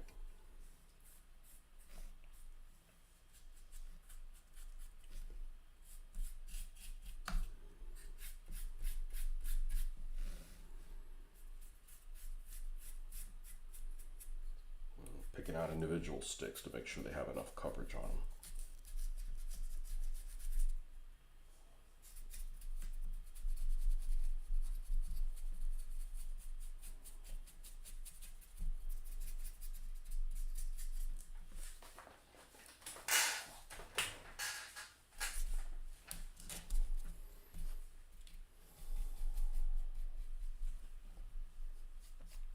This one took a bit of time to build,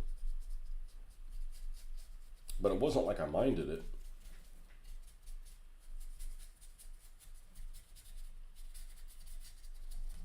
Even though I don't have any figures that are on pennies yet. I don't know that I have any foot figures for this game, but there's lots of people that make them.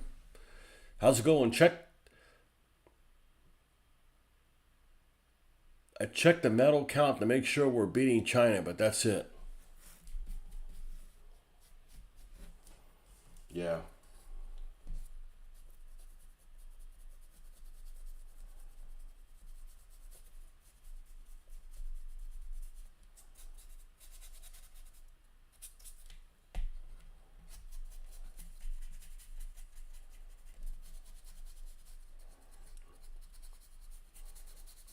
Make Winnie the Pooh cry.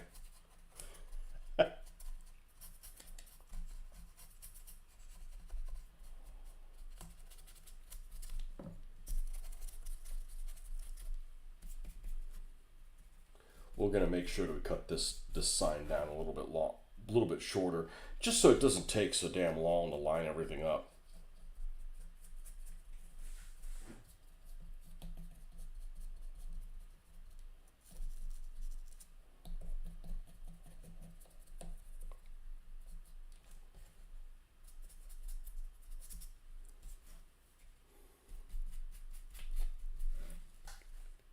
When did you add a ladder? Can you hold it up to the camera? Yeah, I made it. I don't know that I made it on camera. I may not have made it on camera. I made it last weekend. Let's see. I can't see what I'm holding up to the camera, so let me put my glasses on. All right.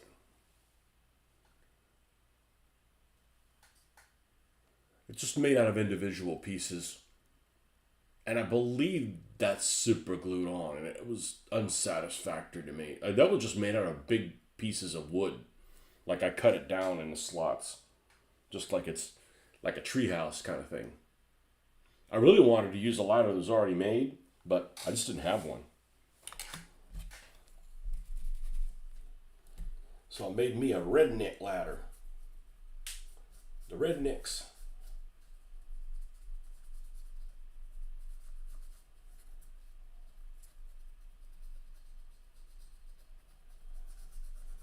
I think this is going to be epic. I think this is going to be epic. Even though I don't have any figures on pennies yet to shoot at here or whatever. I mean, I could buy some 3D printer figures. Unfortunately, the guy that I had these figures from, he made them, but I didn't buy them, and he's out of business because he passed away. Not that big of a deal. Well, I don't want the guy to pass away. He was a nice guy.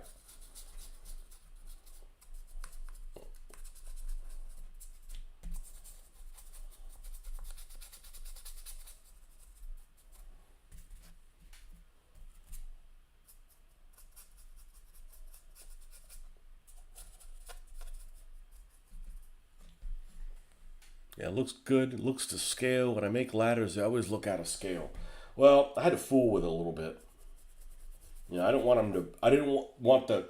It's natural to make the two verticals farther away from each other, and it needs to. I almost put a single stick with like, but I wouldn't climb up something like that.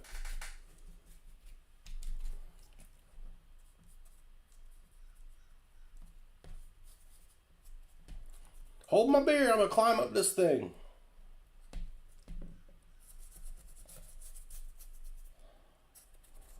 The U.S. the only country that has redneck people like that? I'm sure there's variants in other countries, but are they like, this is the only country that can be rednecks and be gun happy.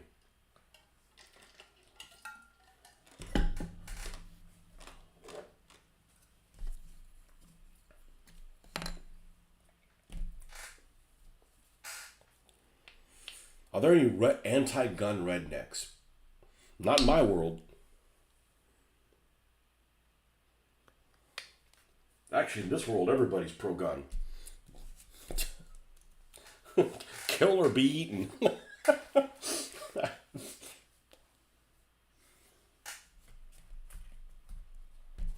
Yeah, this looks like this doesn't look very good, but this is the first stage. Oh, you just showed up, so you didn't see the Asian one that I got done. Let me show you the Asian one. I still got to put the nail holes. I want to put the nail holes on there.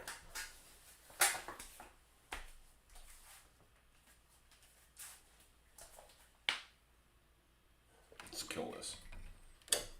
There we go.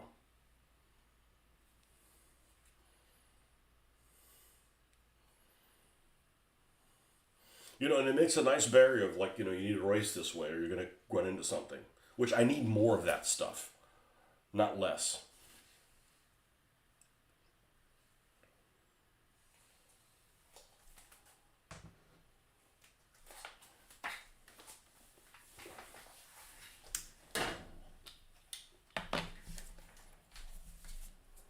And this is, practice for World War II stuff. I might want to do like, a street barricade with a car wreck and, stuff on it. I'm like, well,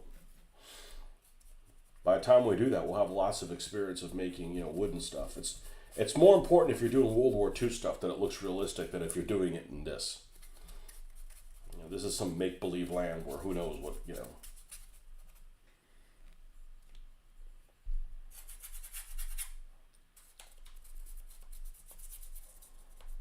what goes.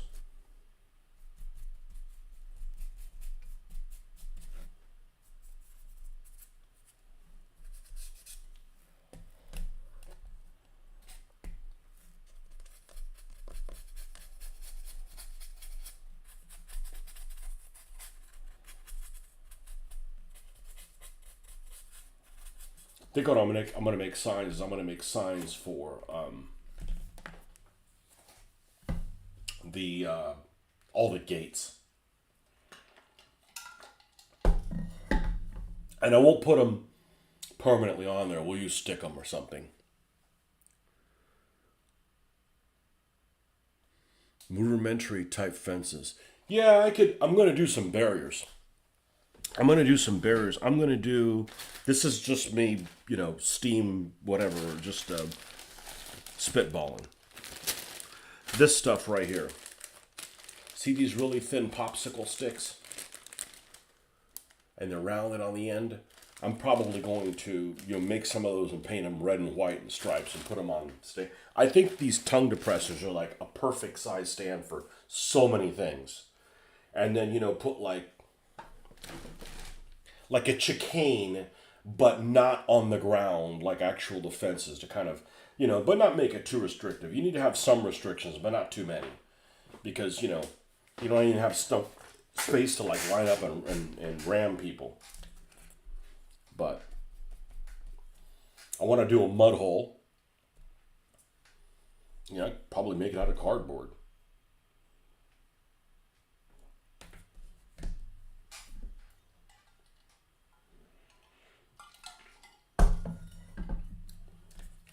We've got rednecks now. We got to have mud holes. Mud holes and mud trucks. And that I don't mind making my own rules. Like, okay, here's this mud hole, and if you go through it, you take 2 hazards or something like that. There's the rule for the glue thing, because I think the glue is like if you hit it, it shifts you down a gear. So it might be something like that as well. Not if you're playing on the factory floor one, but if you're playing on the dirt one. I'm just having fun building shit. The game is second nature. The game is.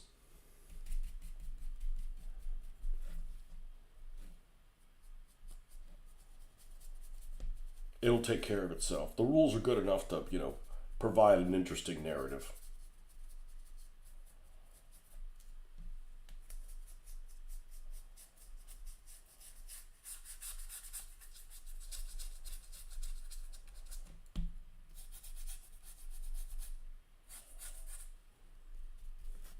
The other day, I tried to sit down and watch the rest of Mad Max. The first one. I remember making it through like 10 minutes, and the other day, I almost finished the damn movie, and it's just like it's so damn dated.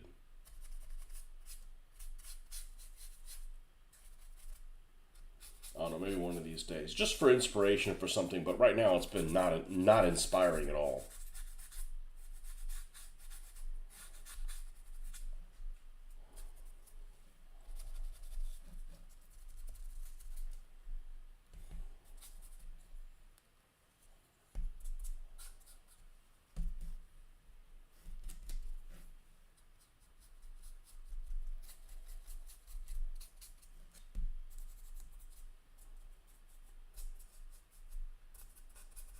some things that if you don't watch them when you're younger, they aren't worth watching when you're older. And I didn't watch that stuff when I was younger because well, you can't watch everything.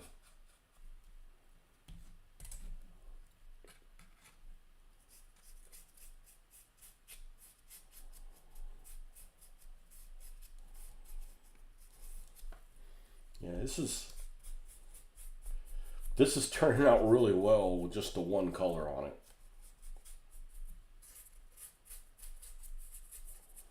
I like these.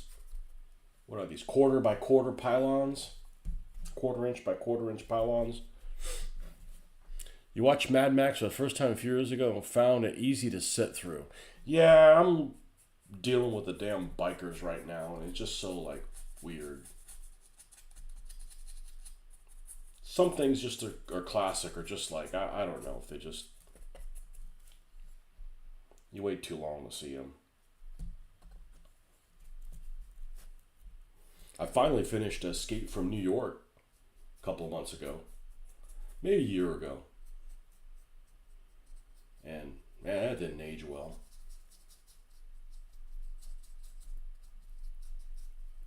It's a movie that a lot of people have fond memories for, and I'm like, they must have seen it when they were younger. And I like Kurt Russell, but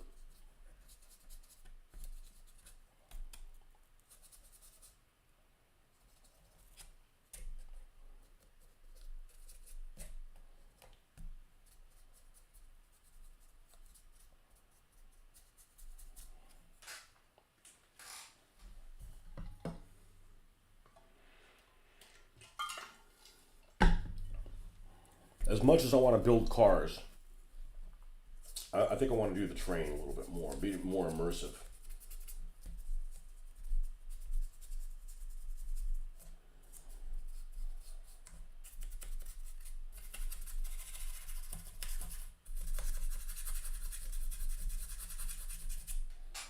We're almost done with this color, and all the other colors happen a lot faster than this one. So the earlier the color is in the process, the longer it takes, including the black. Just priming everything seems like it takes forever. Well, you're not excited about doing it. It's like, yeah, whatever. It's just going to all look black. Whoop-de-doo.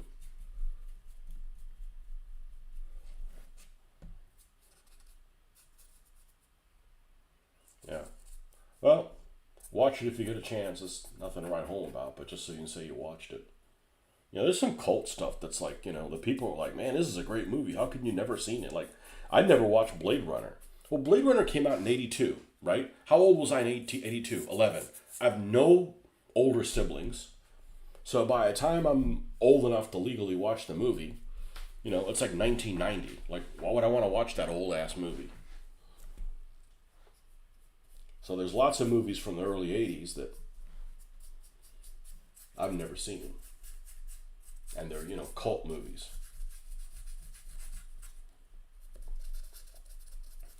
And then when you do get around to watch them, you're like, what was the big deal about this? Why were you guys making such a big deal out of this movie? It's not that good.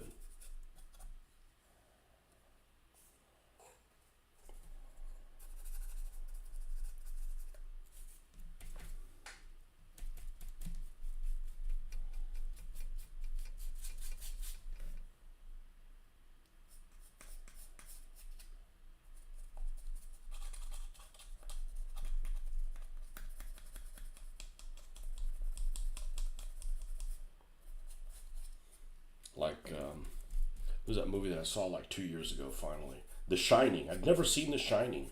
What a waste of time. What a waste of time of a movie. You want to see a good Stephen King movie? I thought Misery was excellent. I remember seeing it in the movie theater when it came out. Twice. Not very many movies I've seen in the movie theater twice. That just happened to be one of them. And I saw it a couple years ago with the daughter. She was old enough to watch it. And she didn't like it. And I thought it was like, man, this movie's still good.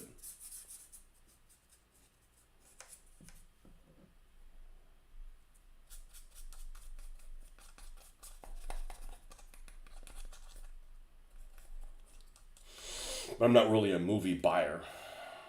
Watch things over and over again. Remember lines from movies. I'm like, yeah, I'm not that kind of a groupie.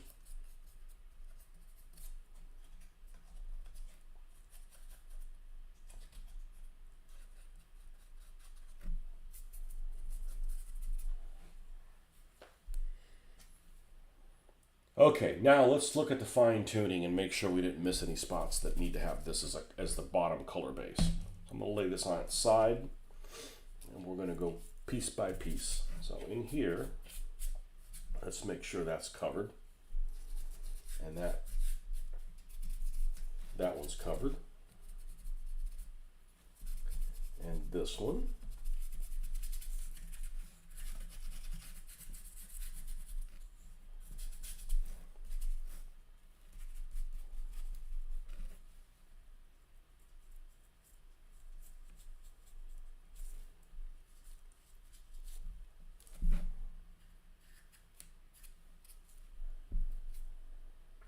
And that one.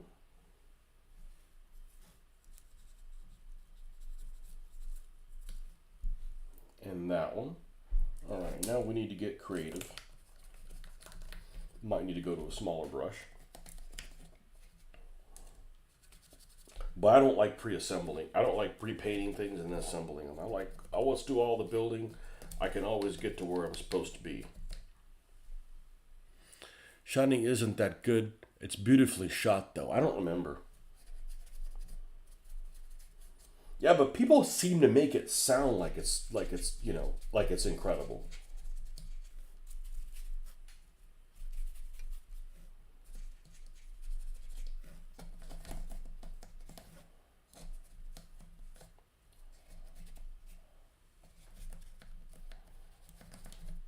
I don't usually pay attention to cinematography, but sometimes I do. And when you do, you're like, man, there's a movie I saw not that long ago that I was like, man, this is shot really well. Not something you think about. Usually you notice if it's shot poorly. Like, I can't stand Kubrick. Kubrick and not centering things just drives me bananas.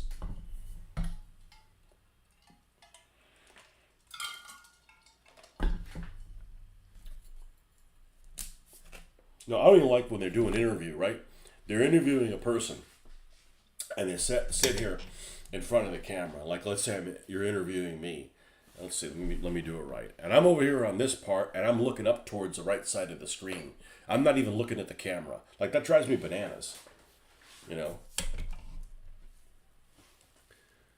Book better than the film, The Shining. I'm not going to read. If I'm going to read a book, it's going to be, nonfiction, not some Stephen King. I tried to read one Stephen King book.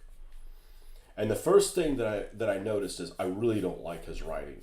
Because he creates these characters and then he destroys them. He basically creates these characters that it's almost like he doesn't like. I know, I'm judging everything on one book that I tried to read. Well, this particular book, I don't even know which one it is. I don't know whether it was The Stand or I don't know what it is. Somebody gave me this book. I didn't get to keep it. They let me borrow this book. And I'm like, hey, did you read it? No, I don't like it. He just ended up like picking on his own characters. And I didn't make it very far. I might have made it a chapter or something like that. Like, I don't like this guy's writing style. Like, this guy's an asshole. Why'd you create him? You created everybody that you didn't like. Like, I'm going to build all these cars for Gaslands, but I hate all of them. Well, why did you build them that way, dickweed?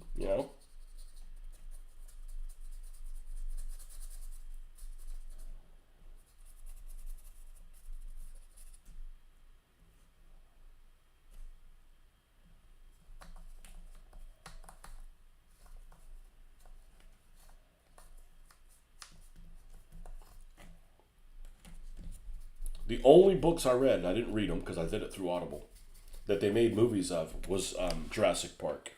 And I was listening to them when I was painting dinosaurs. And the one thing that struck me is every time, I've never heard someone say the movie is better than the book. I've never heard anyone say that, ever. And I think the movie, at least the first movie, is better than the book. And not that the book is bad, but it's just better than the book. The book focuses too much on those damn raptors.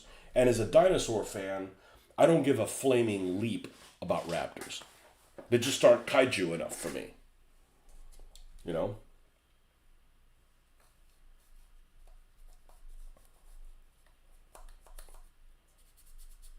Never cared about those little, but they're smart. I don't care about dinosaurs being smart. Care about being dinosaurs. And you don't have feathers either. Only one dinosaur had feathers. That little Echyopteryx or whatever the hell that thing is. The transgender dinosaur, whatever it was transitioning into. That was the only one. All the other ones didn't have any. Right or wrong, that's what I grew up with, you know.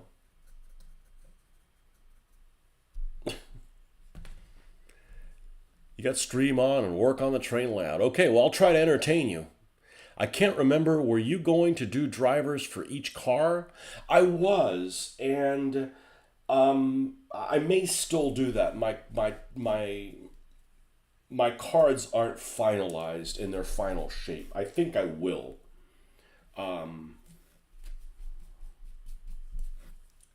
You know, I consider this like a movie. You know, you're playing it, and it's not you. It's not Hoffman in the car driving. You know, you're allowed to be. You know, you're playing. It's just creating a narrative. That's the way I think that works really well, because I don't feel like it. You know, it's like, well, you can't use that car. It's me, or you can't use the whatever. Well, what if you build a car that sucks? Or as people go out, you know, so just take yourself out of the equation. You're just making decisions for one of the drivers. And I really like that. And I really like that the cars are already built. And that they're relatively interchangeable.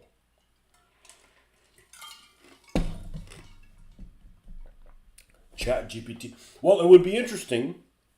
You'd use it the same way I would to open up the pores in your brain, you know.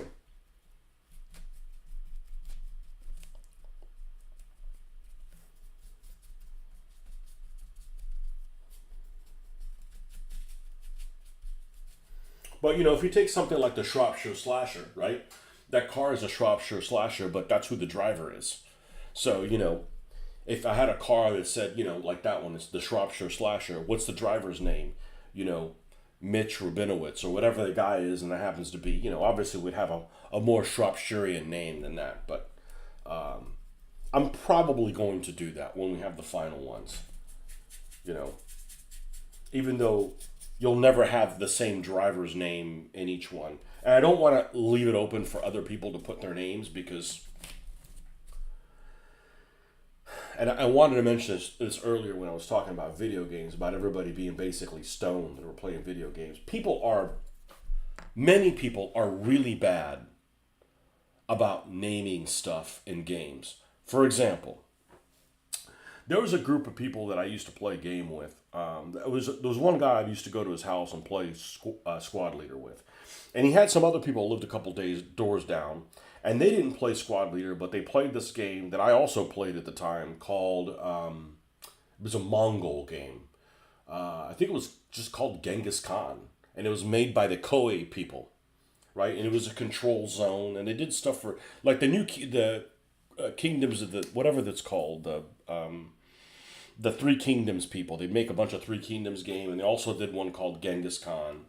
And it was a control thing, and you could play different things. And it was like all of Europe or whatever. It was like zones. So like Britain had, you know, England had one zone, and France was another one, and, you know, and the Holy Roman Empire. But it was all like one zone. Real basic type of thing, but you had some resource management, and you'd build armies, and you'd go on this little squared board and have battles, and it was, you know, real basic. Yeah, it's called Genghis Khan. You know which one I'm talking about. It might even be called Genghis Khan 2, the one I played. It looked pretty decent. It had EGA graphics and it looked pretty decent. It had some pretty cool music. Anyways, there was a mode in playing that game where you could just, you know, you could play one of the rulers, which is what I did, or you could create your own ruler. And these people were really into this game. And they created this ruler. And the name of this ruler was, and I quote, Sheepfucker. So, I understand that that's funny for a little bit, but why would you want to go and play a game for hours with a character's name is Sheepfucker? Like, I don't get it. I don't get it playing Diablo, you know, and you have a game, if you have a guy that's called, your character's name is Frank. Like, that just doesn't go with the atmosphere of the game. So, you know, people are not, most people that I've encountered are not very good at coming up with names for things that are appropriate or that fit the feel of the game that they're supposed to be in. So I don't want to leave that door open. You know, who's this guy's name? Bill. You know, the guy that was creating the name, the trench game, right? The trench game that I watched the videos of by Compass. Great game. The guy, the names that he came up with were like, you know, you're handicapped to come up with those names. Like, you could do better than that. You know, they need to be appropriate with throughout, you know, the venue that you're doing. You know, Genghis Khan, Clan of the Grey Wolf. That was the one I remember. It was a decent game. It was a decent game. I thought it looked pretty decent. A game that makes you play the Mongols. Well, I skipped that part. I didn't play that game. I wanted to play the World War. I never played the Mongols. I would play the Mongols, but not a Mongol fan. Oh, hold on one second.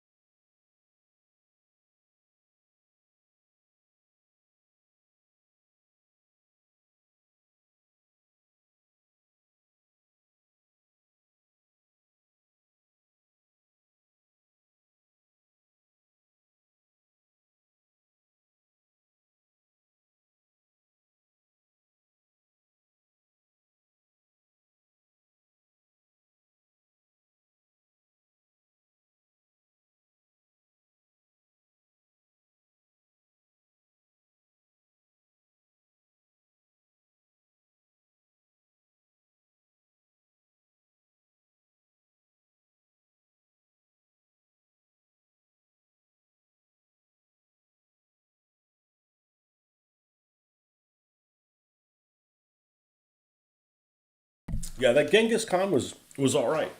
You know, it was an all right game.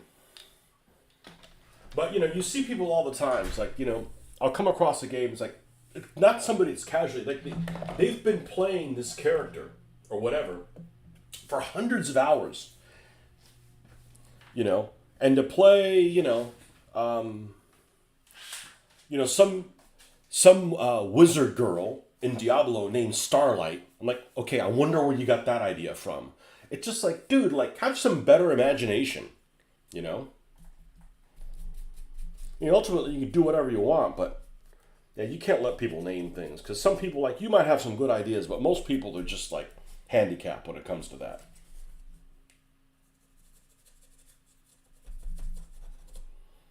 Even people that have businesses don't come up with good business names. Now, occasionally you come up with stuff that's brilliant, but you know, and yes, and that's just my opinion, but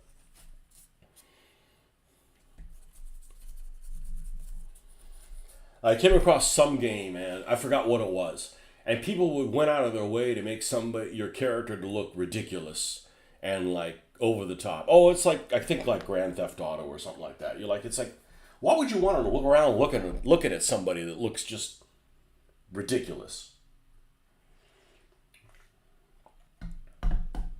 Well, it's just ironic. Well, I don't know about you, but I hate irony. I absolutely hate it.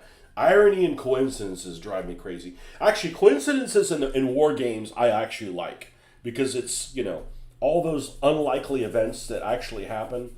It's pretty crazy, the kind of stuff that happens. But in real life, yeah, I fucking hate irony. You know, those type of situations like, you're at your desk, you call somebody, they're not there, you leave a message, you wait a little longer, let me go pee. That's when they call you back. Damn it, they called. All right, so I'll call them back. Now they're not available again, so you get pulled off on a phone call, then they call you. That kind of shit, like, that can go to hell. I'm like, that is like the most frustrating thing ever in life. So anything that's, that kind of irony, forget it. Irony and coincidences. So, I'm like, hey, let me make this person that looks like a serial killer, but they're, yeah,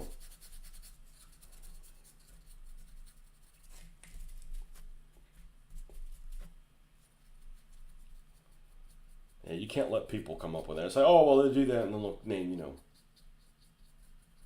or they'll play like some kind of fantasy game where their name is like, J Angel 47. Not your handle because you can't control that. There's only a limited amount of stuff like that. But I'm talking like the name that you could call whatever you want. I'm like,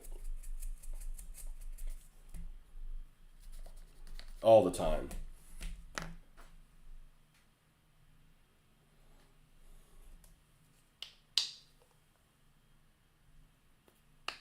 Bob.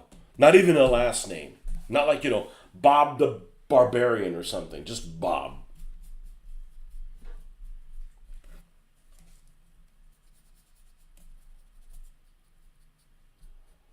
Come on, man. All right, I think we need to we need to downsize to something like this.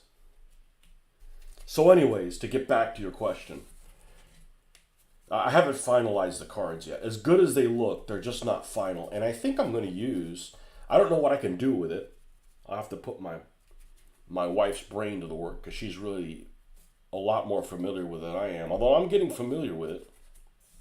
I'm doing the kind of stuff she's not doing with Chat GPT and have them come up some ideas of some cards.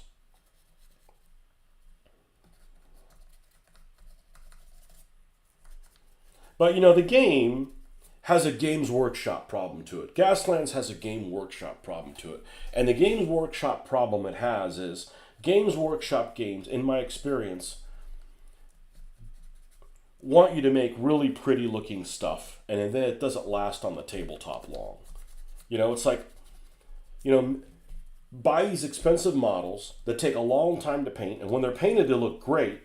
But then when you get down to the gameplay, it's like, all right, I got 4 guys and you have 4 guys. All right, roll 4 dice, and any 6s the other guy gets hit. I'm like, okay, we need more detail than that. If I'm going to put all this effort in creating these like super cool looking figures with personality that are, overpriced, like at least let them be on the tabletop a little while.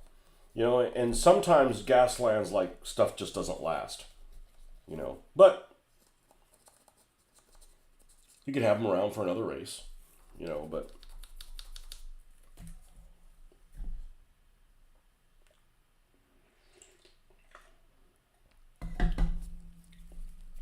and I think I'm an exception of the people that build vehicles that look like what they are. I think most people just build vehicles and then they figure out what weapons they're going to have on them. I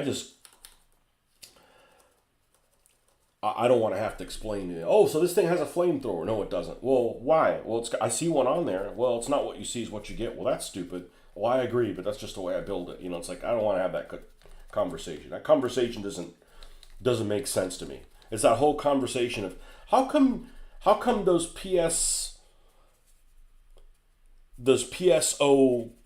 skirmisher figures, how come they don't shoot at a distance? I don't want to have those conversations that don't make sense to me either.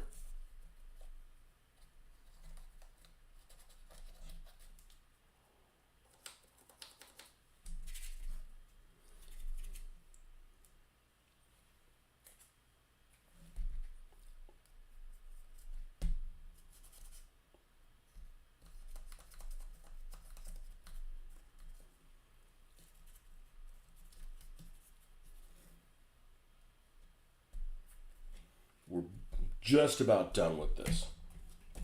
Okay, this angle. Do we see anything from this angle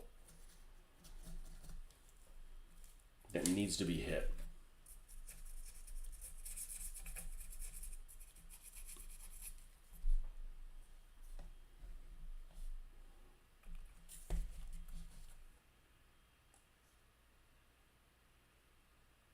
And a good thing about painting wood, painting something that's made of wood, it dries immediately. You can just keep going.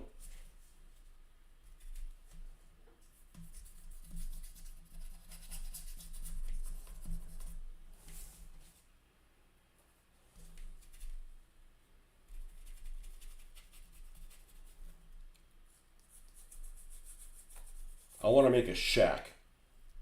I was brainstorming the other day. I was watching a sitcom or something like that last night, and I go to the bathroom. I went to go pee, and I came back, and I'm like, I gotta come up with a shack that's called, I forget exactly what I call it. Sally's Swamp Ass Saloon or something like that. Just some shack and like some bayou looking shack or whatever. For the rednecks. Swamp Ass. And work Swamp Ass into the name.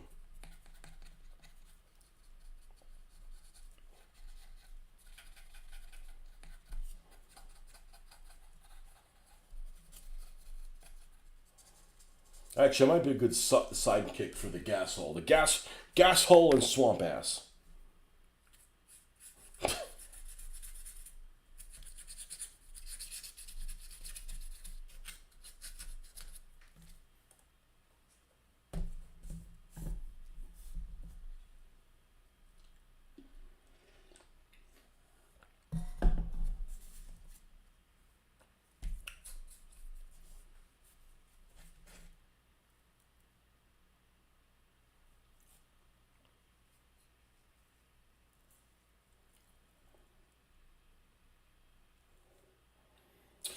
I think we're done.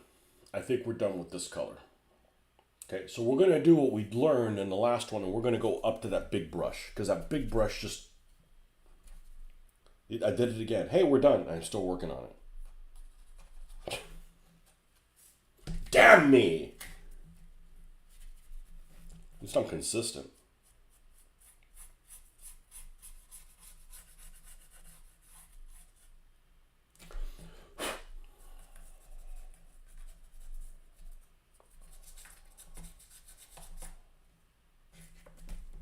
Alright, we're going to rinse you. Ma's Diner. Nah, not offensive enough. Not inbred enough. I already have a diner.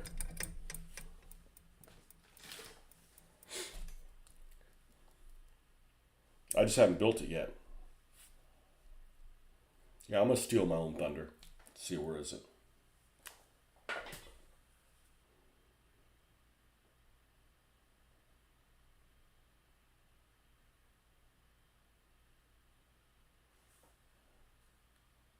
I had to work this into something. I had to work this name because it's my original here.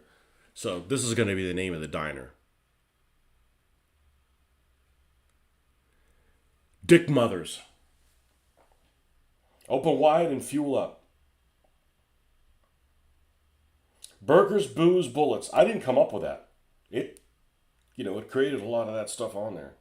So I don't know at one point I'm going to do it, but that's going to be a diner in there. And I like the cantina was like in the middle. Like people had to race around the cantina. And that actually worked really well. It's not very big.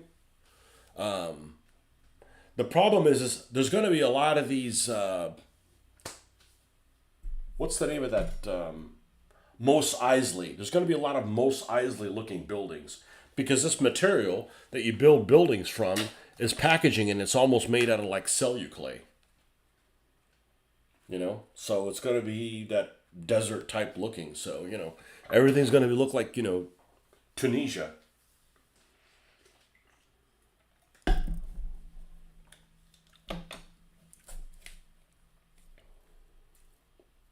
But it's fun as hell making the signs. Ma's Flop Shop. That sounds like a place that you charges beds by the hour. We'll go have a quickie at Ma's Flat Shop.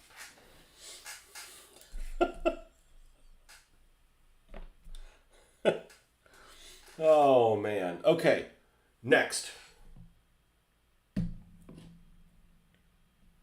Not honeycomb. Coffee latte. Yeah, let's do this one.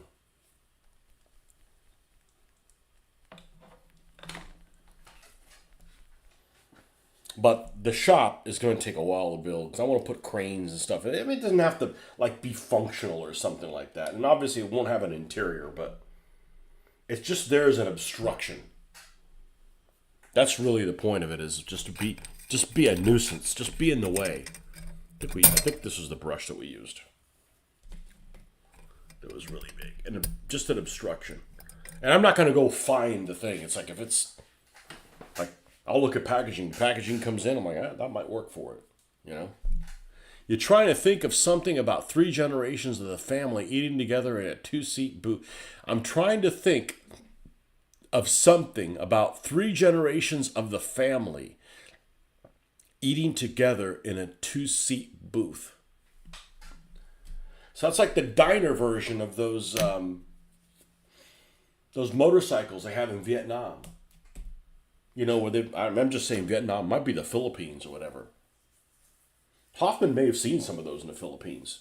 Where you've got like a moped that, like, you've got like one person driving and then like one person behind, and there's one person behind that, and somebody on the handlebars, like 5 people on a moped.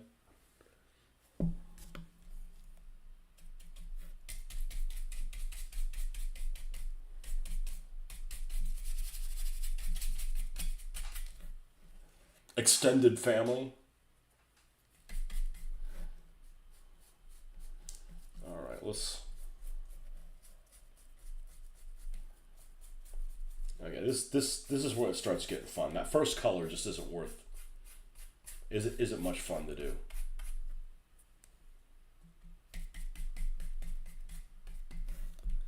You've seen whole families on a moped. Well, sis, ma, and grandma are all in one seat and it isn't shared. Oh, I see what you're saying. You're your own grandfather. Got it. Oh yeah, we promote inbreeding in this game. Well, this team, anyways. And that's the funny thing is about rednecks.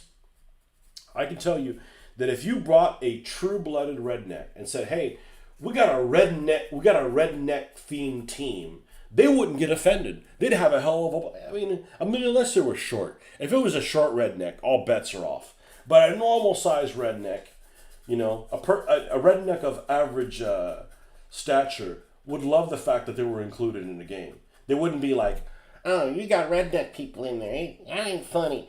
I've been, just because we're poor don't make me an inbred, doesn't mean you got to make fun of us." Now a short redneck, all bets are off. But, a normal one, they would love to be in the game. Hey, we're here to make fun of everybody. So,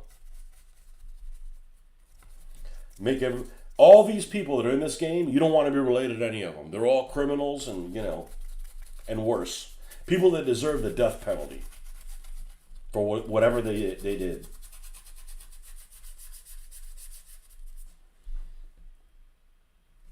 Whole families on a moped, yep. Well, I'm probably never going to ride a moped again after the experience that I had. And, luckily it wasn't, nothing too bad happened. It actually happened at a stop. So I'm like, if I'm being careful and that kind of stuff happens, we're not getting on another one.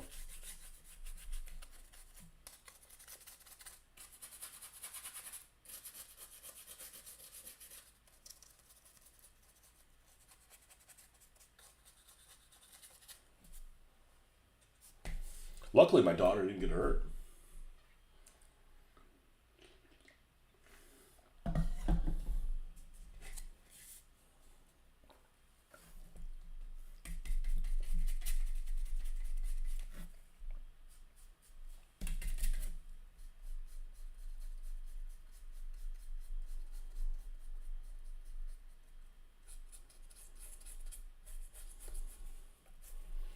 This is gonna look good.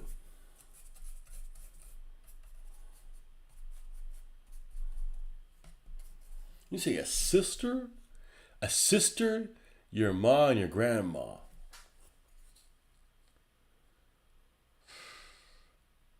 Yeah, I gotta draw a flat family tree, but it would just be a stump.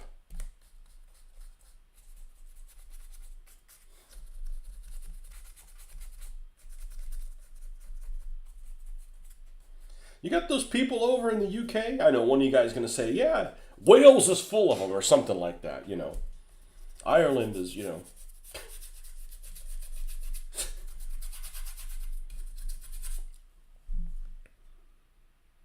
I have a family member from stupid parts of Appalachia, and they aren't too fun to be around. Just too ignorant to enjoy anything that takes imagination. Do they like wrestling? Do they think wrestling's real? You know, wrestling is just a soap opera, basically.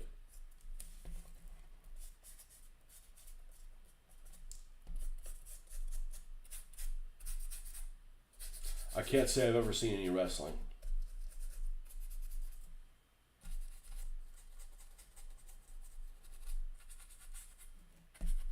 Appalachia. We were talking about states the other day. What's the state that everybody makes fun of if you're from? West Virginia.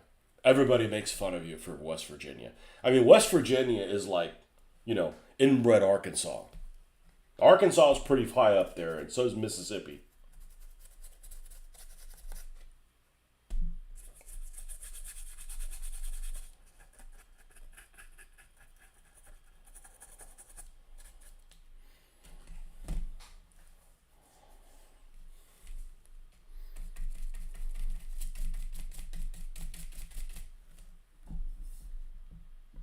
Oklahoma. Oklahoma is like half the state is an Indian reservation. That's weird, man. Well, that's weird for me.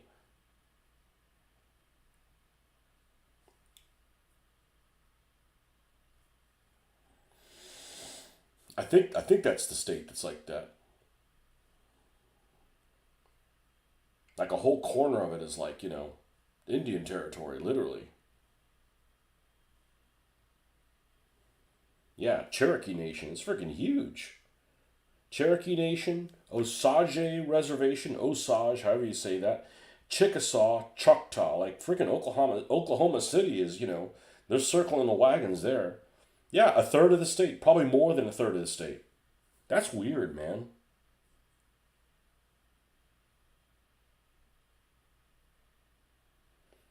And then it goes up to the Oklahoma border, like Missouri and Arkansas, like, nope, you ain't gonna come over here.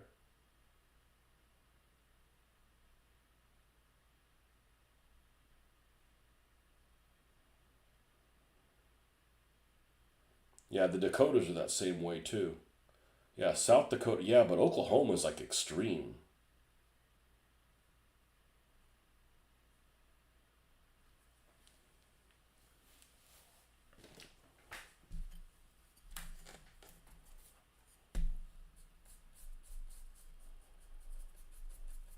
Yeah, Oklahoma probably comes up in conversations if you live in Texas, but you know, it's like nobody ever talks about Oklahoma here.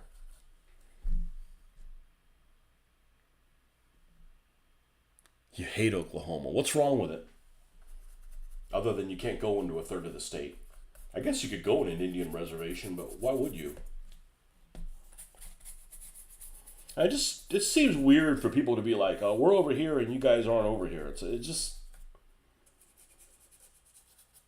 odd. What's funny is now it's big city wokes that think wrestling is real, and as far as a wrestler plays a villain, they take it to mean that's how they actually are. You big city woke. What are you, some kind of big city woke?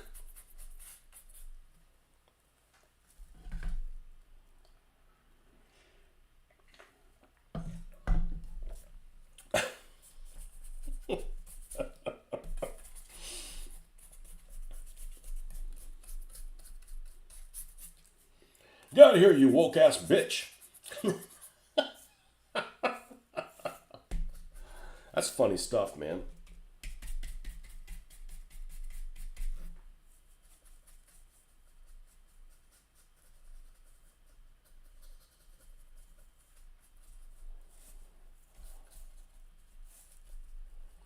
I know some people that are left of center, pretty left of center, and they can laugh about stuff. It's the people that just, they're just like on this crusade that just like, you know,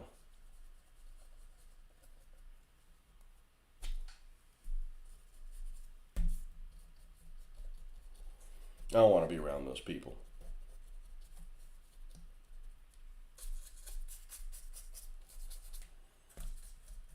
Gotta have fun, man. Nobody's getting hurt.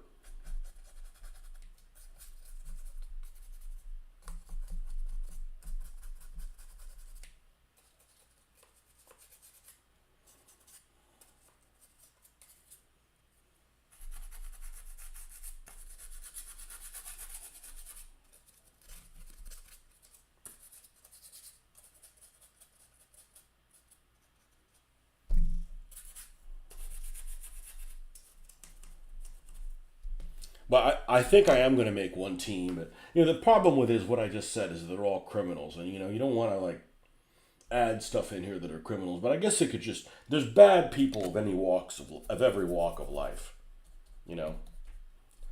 But I'd like to do a team. I'd like to do some kind of like a church or something like that. Pray to RNGesus. I saw that a couple of weeks ago. I just thought it was hilarious.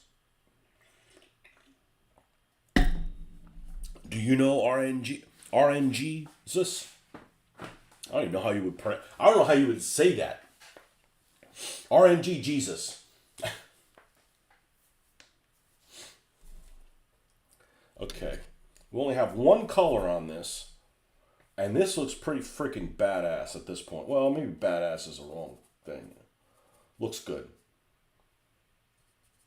This is badass. You mean something made of wood?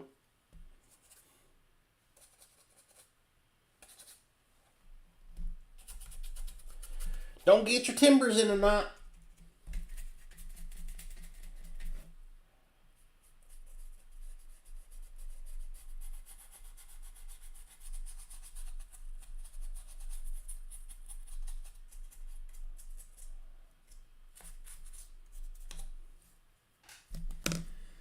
I was dragged out to Holdenville, Oklahoma every year. All right, we got to find out where that is.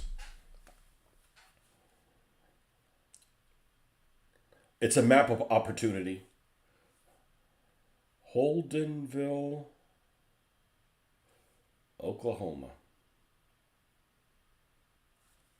They have a subway. Oh, there's a casino there.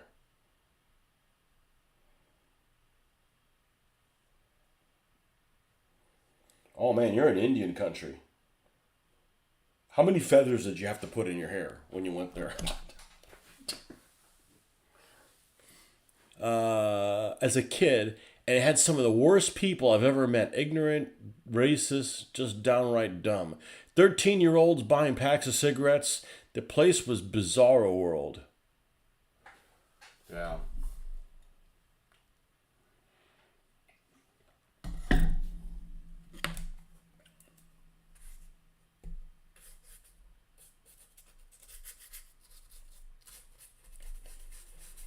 Do the different tribes not get along with each other?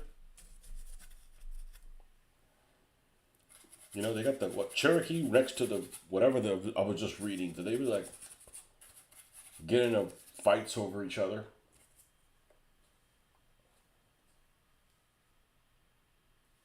Okay, that was the iced coffee one. No, that was cafe latte. Cafe latte. It's coffee latte. Oh, right. And we're going to go with the iced coffee on this one.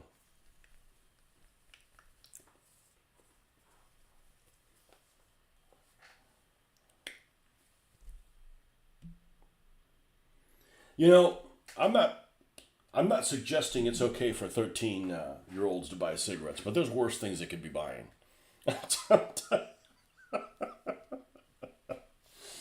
I mean, I didn't smoke cigarettes when I was 13.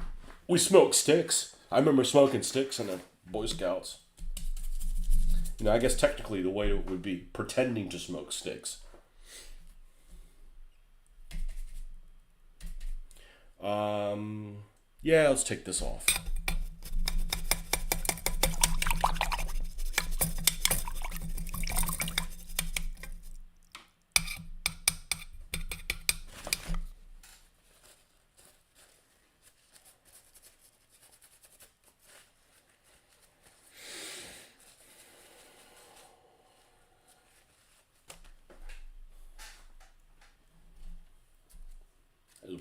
There's worse things you could be buying than cigarettes. Not that I'm promoting that.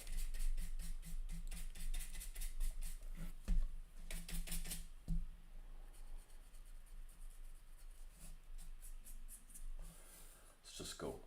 Let's go real light on this.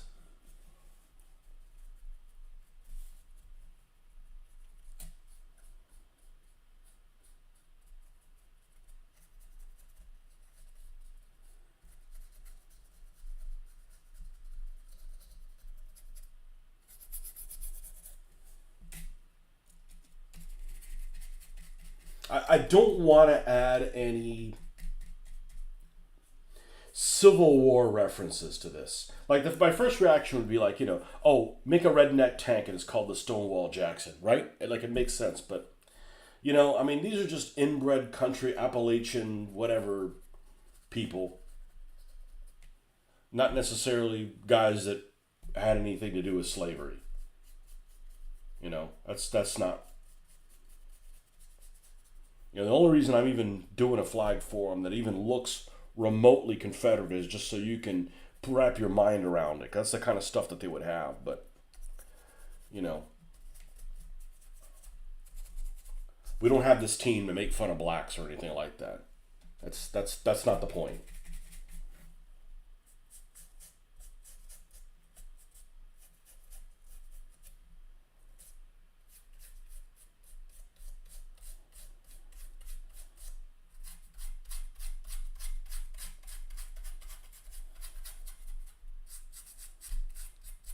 Yeah, this is the part that's enjoyable at this point. But I'm going to cut the sign down some because I spent way too much time trying to get it to fit the last one. It wasn't like it was frustrating or anything, but.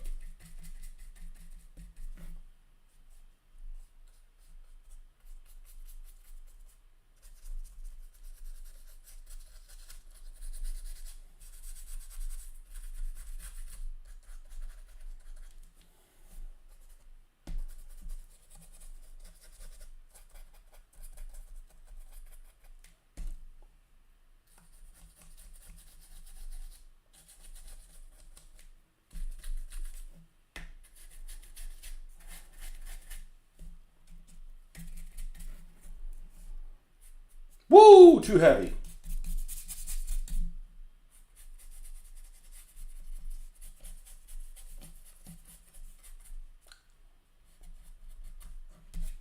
We'll just roll with it.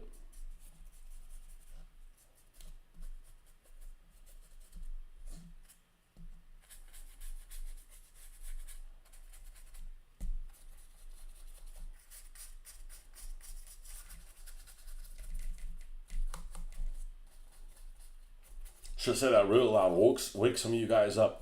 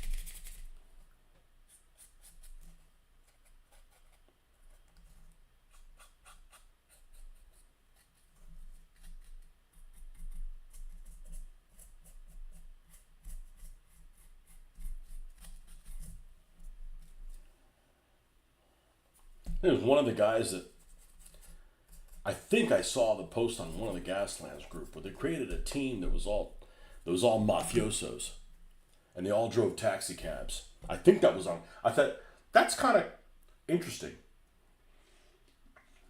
because I see a lot of people are. Most of the people are just they just kind of go with the teams that are there. I'm like, man, that takes the fun out of it. Not be able to create your own team themes. Now, I get it. Some people don't want to do that, but I do. Let's downsize a little bit.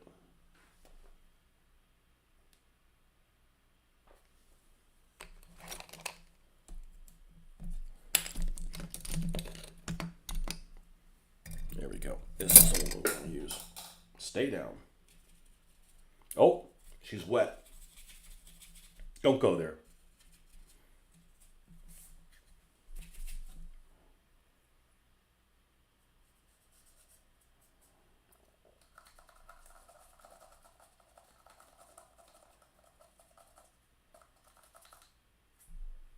Just don't want it glaring at you.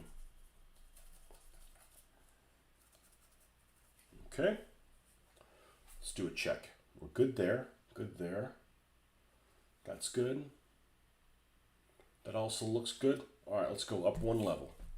Okay, up one level means add a lightener to it. Now, we were using iced coffee. Let's just go with this Barnwood. I don't know what brand of craft paints. I'm sure you guys have a brand of craft paints out in the UK. But they always say, oh, we can't make things here in the United States because it's too expensive. The cheapest paint I have is domestic. This folk art, I mean, it's like less than $1.50 for each one of them. It's made in Georgia. And interesting that the plaid is also made in Georgia. I don't know what's going on in Georgia, but out there eating paint chips. Really light on this. Really, really light.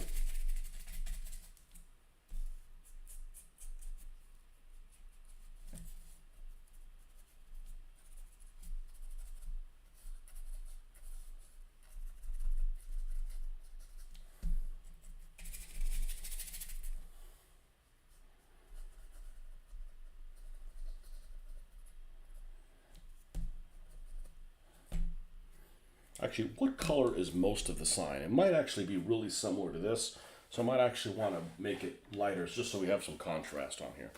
Let's go grab the redneck sign. Where is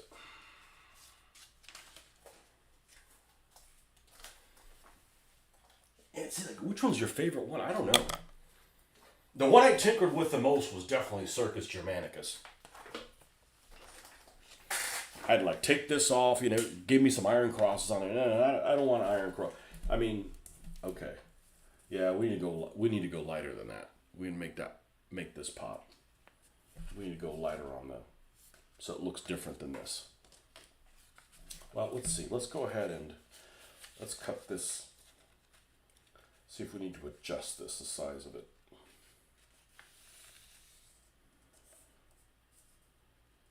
I'm going to take this little white off the top of it. That should be enough. I don't want to glue this until the very end because then it's just in your way.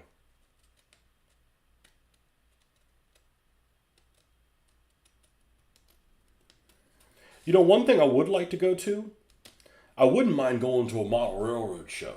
And the reason that I wouldn't mind going to a model railroad show is there might be some people selling buildings there really cheap.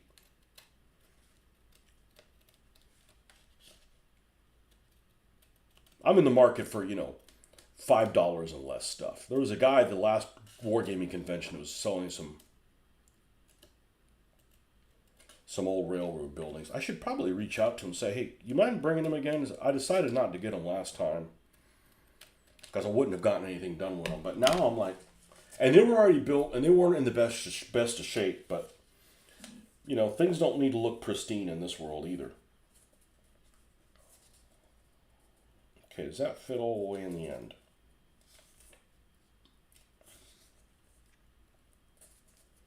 Yes, that's good.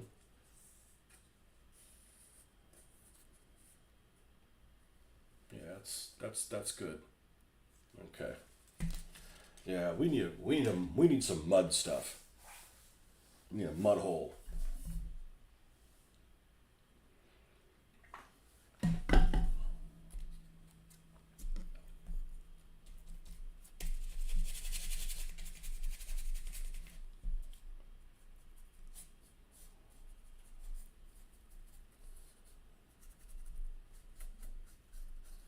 Okay, so we're gonna add this, and then we're gonna warm this up a little bit with the last one. I think warm the tone up a little bit.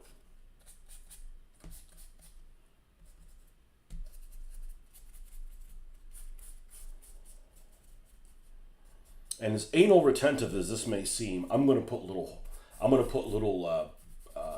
nail holes, or the ends of the nails, on here.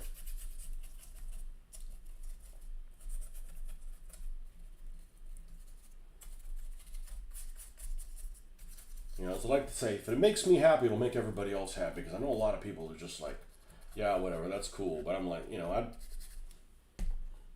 I'm noticing all these little differences, and I'm developing a new skill set. I've never done this kind of stuff before on this level, so it's like, this is cool. You know, we're breaking new ground.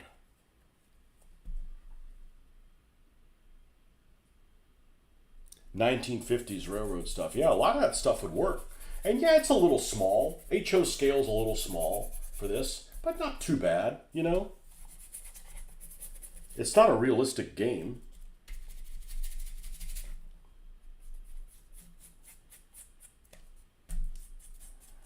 I mean, I got some HO scale tanks, and they work just fine for my 20 millimeter stuff. You know, luckily they're big tanks.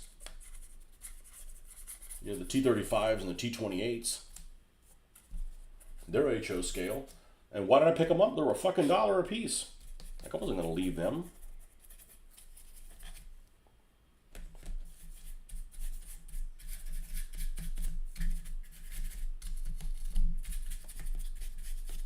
You don't find that every day.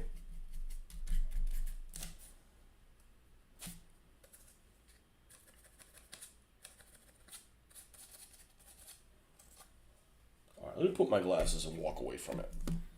Sometimes you just get... Okay, that tone is great from here. And I have to unsee the fact that it's white. I think we're good with that. I'm going to take a little pee break. I'll be right back, and we're going to glue the sign on.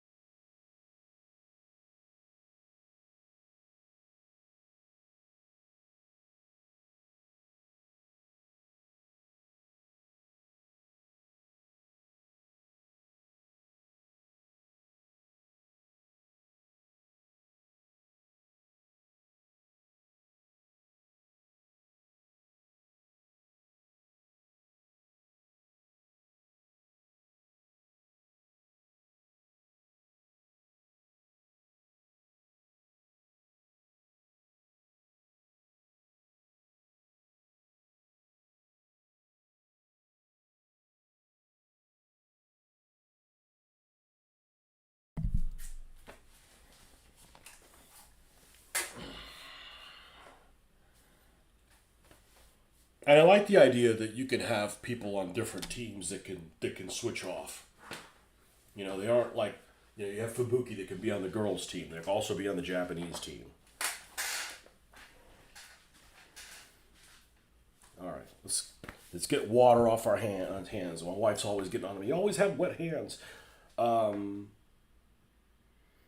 I think I need to do the bottom first before I do the... Yeah, I need to paint this. I need to shore this up before I go and do the part with the we'll put the sticker on it. We don't want to have to reprint that. OO gauge would work as well. Great stream, Tony. Have a great day. You too, man.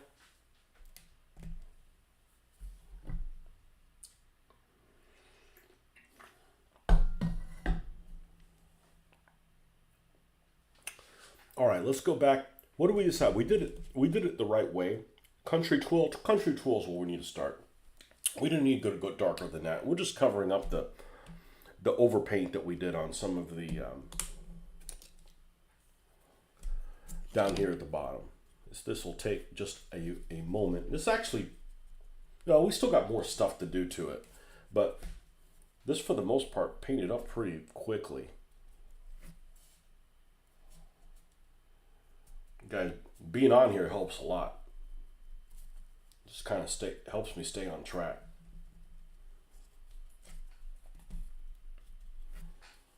I got some characters that I'm coming up soon that are going to be, a hoot.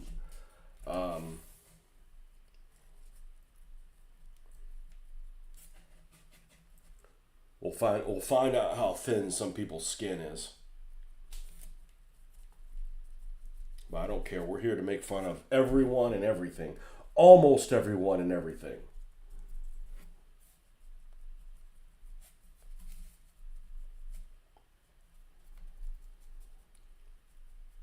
You know it's truly offensive when you don't want to play a certain team or a certain car because, you don't think much of them. That's different. I want to play everybody. Luke was like, I want to play the girls. I'm like, perfect. Play the girl drivers.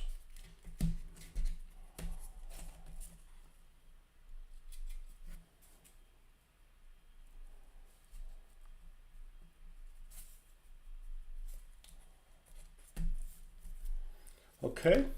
And then we added a little bit of the camel.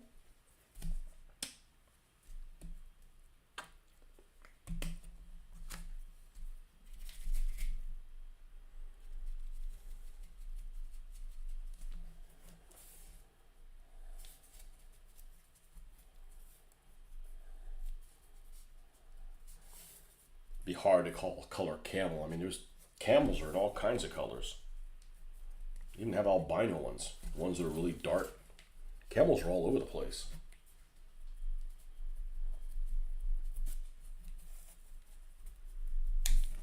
Well, one thing that camels have in common, no matter where they're at, they don't smell good. That's the universal truth of the camel. Oh, they like to spit on you too.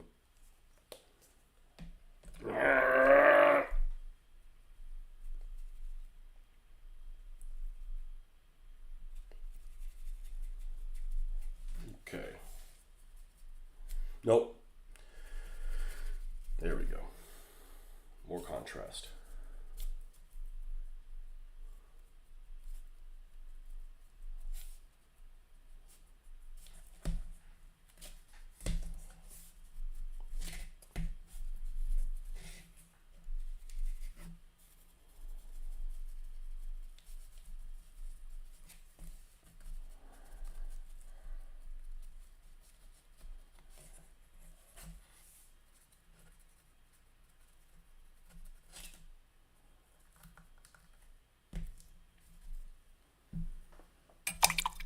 All right.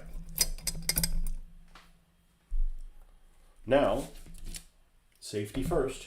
Let's get that out of the way. Yeah, I wouldn't be able to work on this. Like the idea that I'm getting paint and shit all over my works, but now then you can't find stuff because it's somewhere.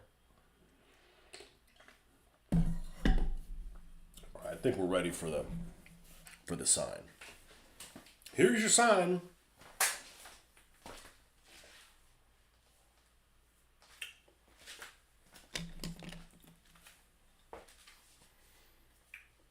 I'll find out where I put it. Back here.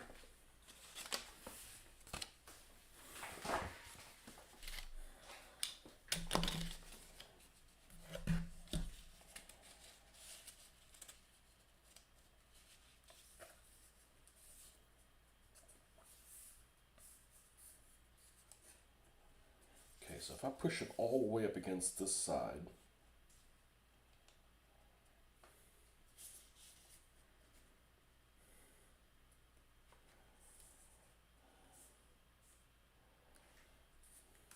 think I still need to make it a little shorter.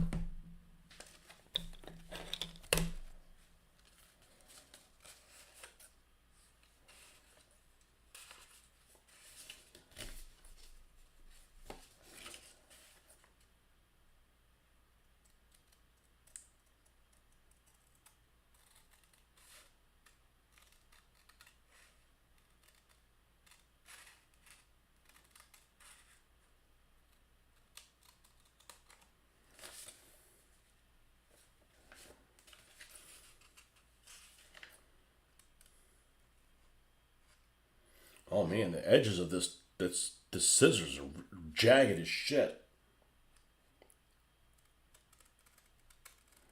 Man, the things you notice when you have +6 vision.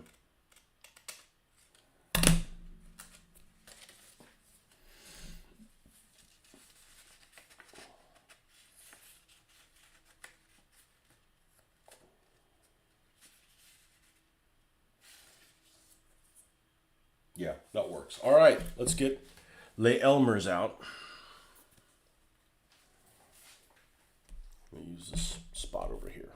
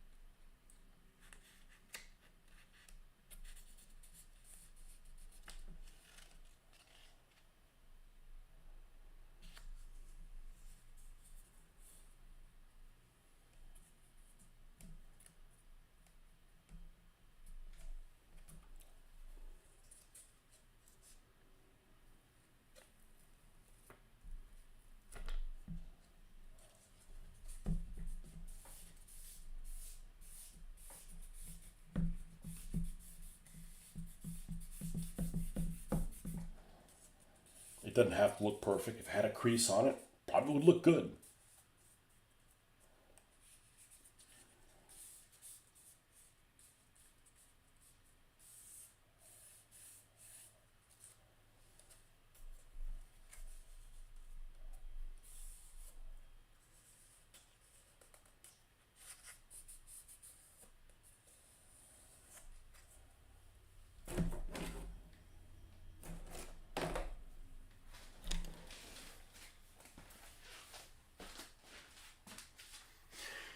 That looks outstanding.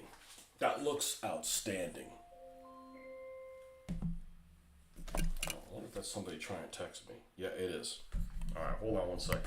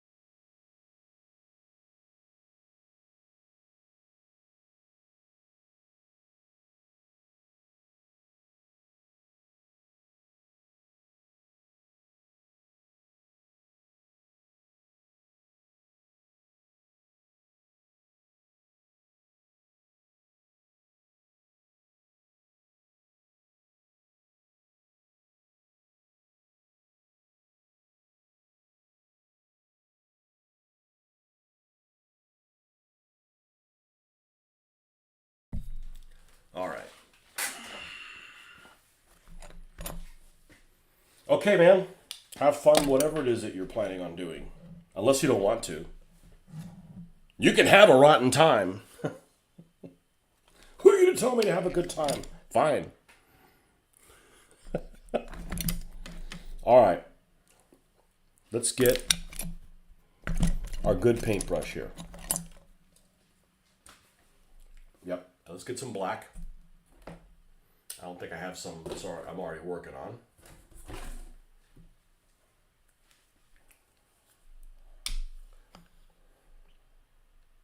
Just need a little bit. Don't put that on the paint, dumbass. Okay. And a little bit of water. Let's put some nails. All right, so here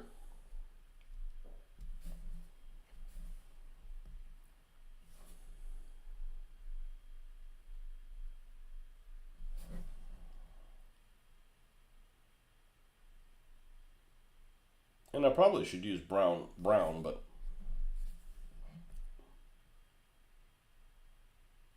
that's what we're doing.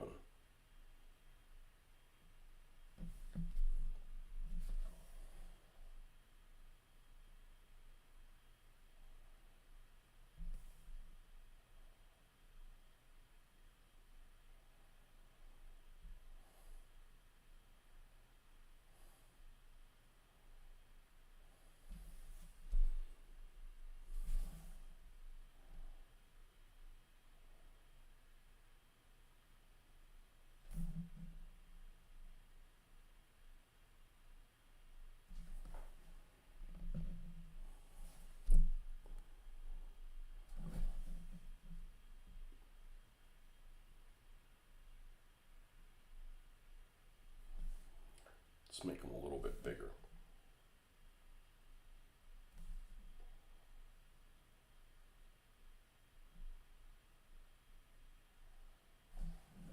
Okay.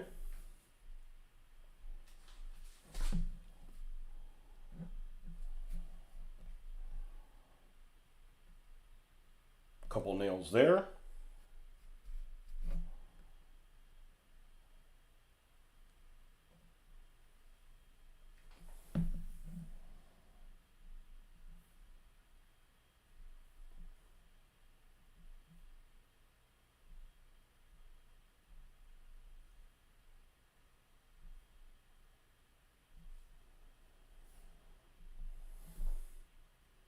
Let's flip to the other side. And of course the stairs.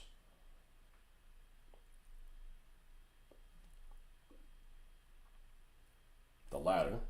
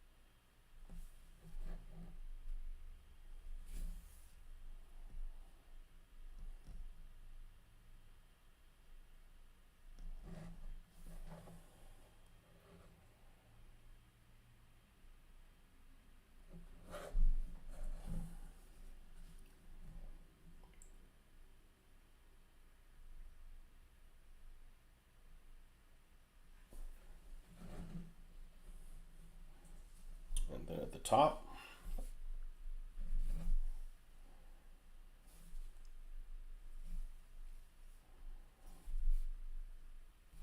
Got a little furry there. Piece of lint.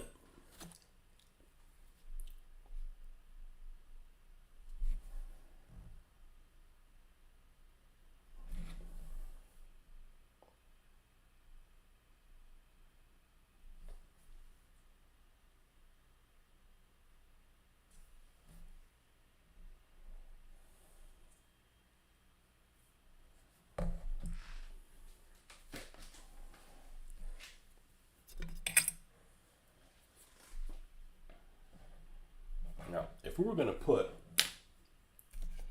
nails all up and down the side of this, let's grab something that doesn't move. On the back side,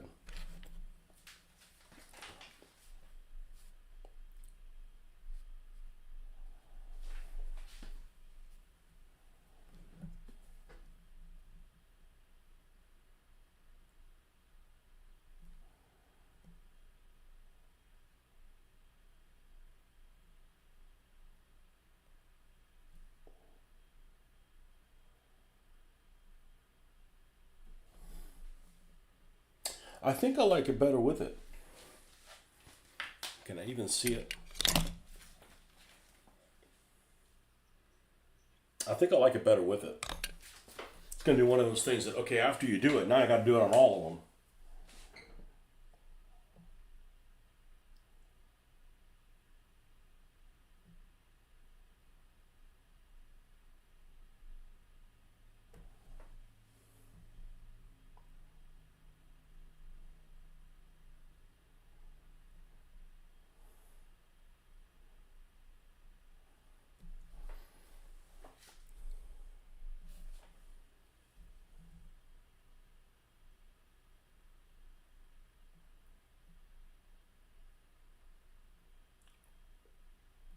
And they don't all have the same number of nails.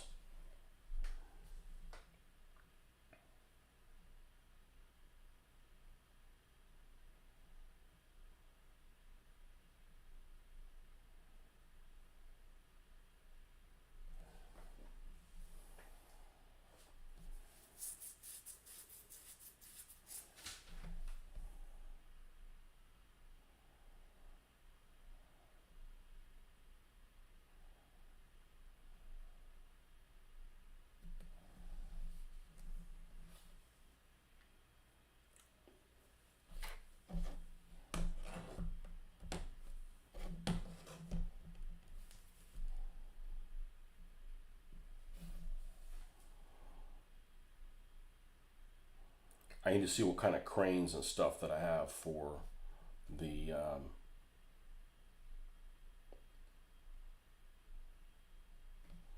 shop.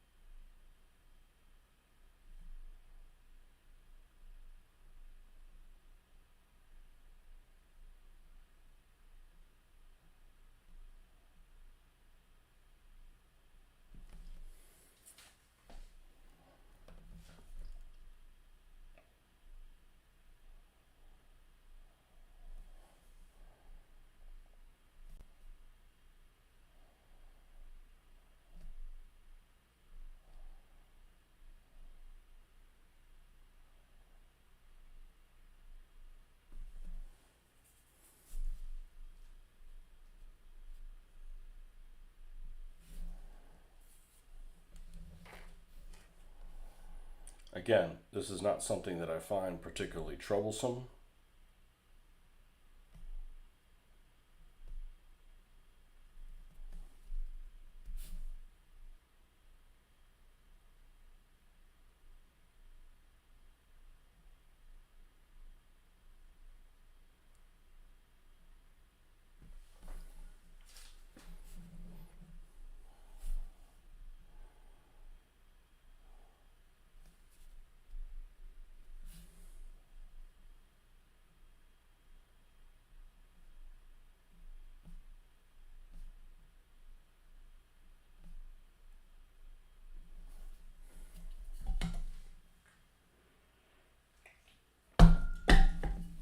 And it'll be practice if I got to do some fencing on a Russian building or something like that for my World War II stuff. So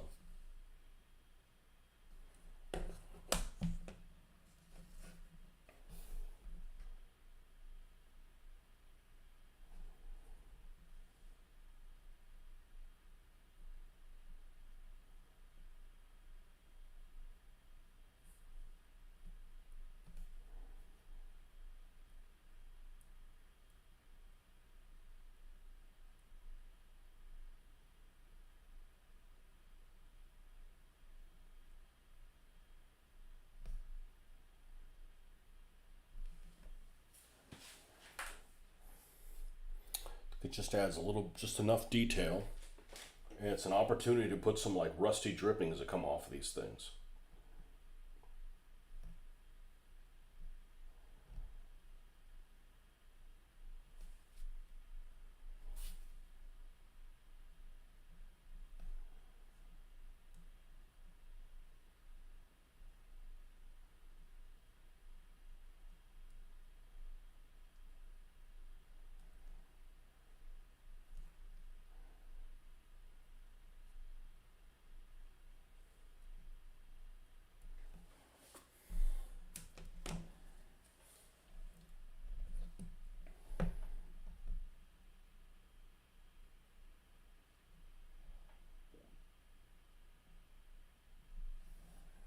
Liners, I like liner liner brushes a lot more than rounds. They behave so much better.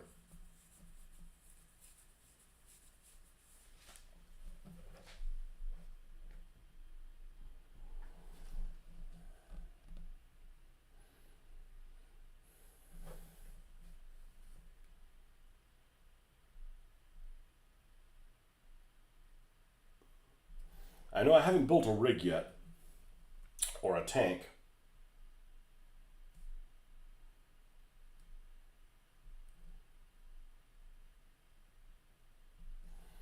Just making the terrain more immersive.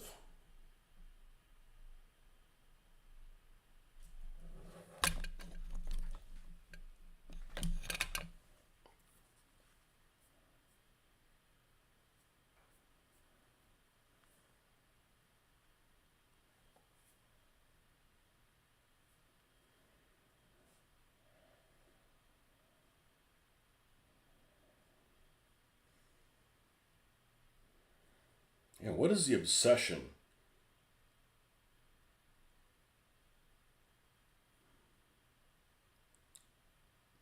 with people building aircraft carriers named Enterprise? Like, pick a different fucking name, man. It's not like the name is that good.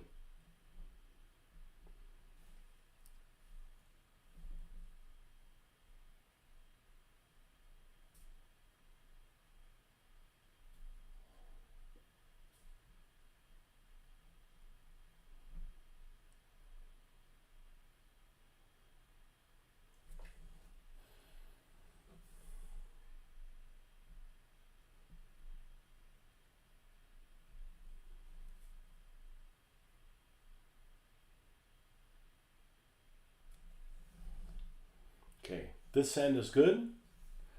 This end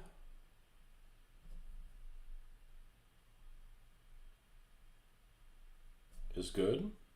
Or getting there.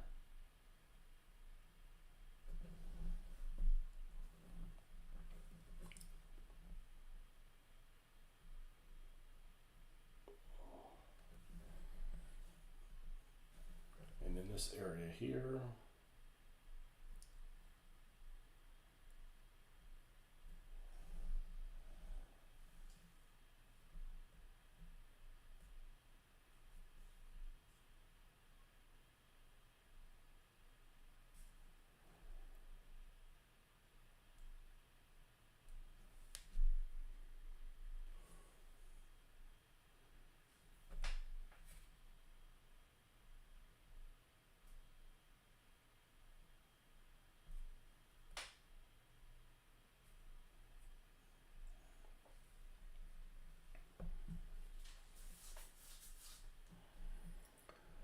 Okay, I think that looks pretty good. I think that looks pretty good.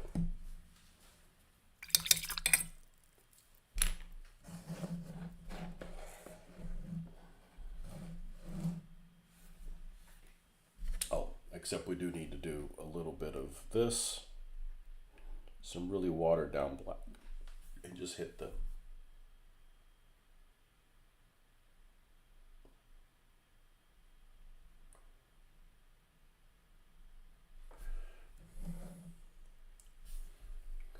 edge of that.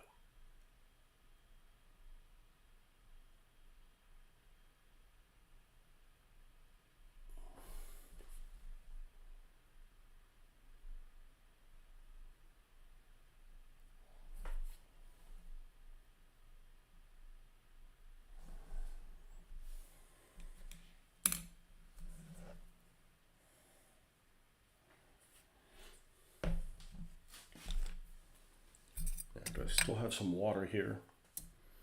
Not really.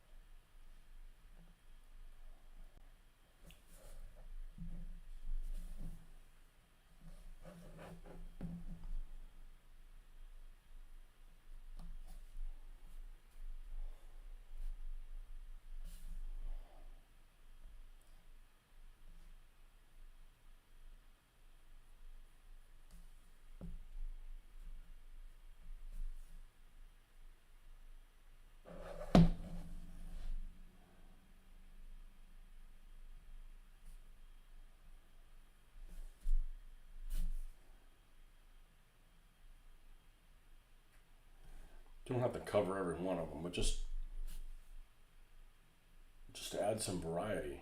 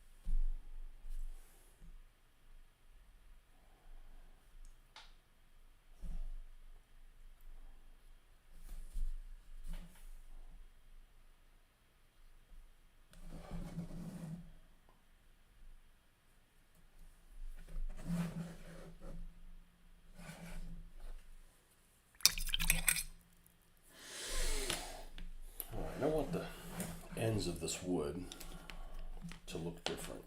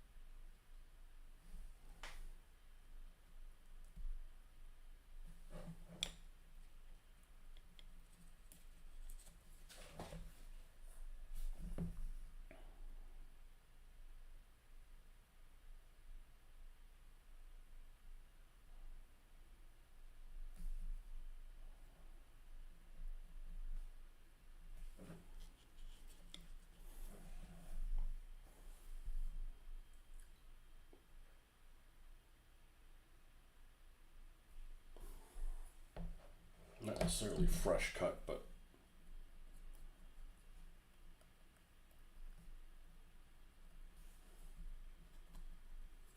something to make them look a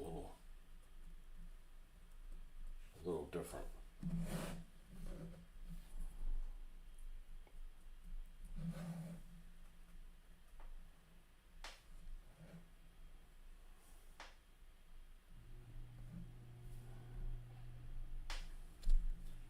And this is where we're going to stop.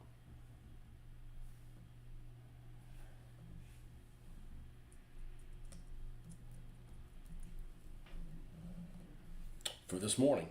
I got 2 signs done, so that's good. Well, we still have to put the little nails on the Asian one, but that's just details. All right, folks, thanks for stopping by. We'll see you guys on the next one. Bye bye.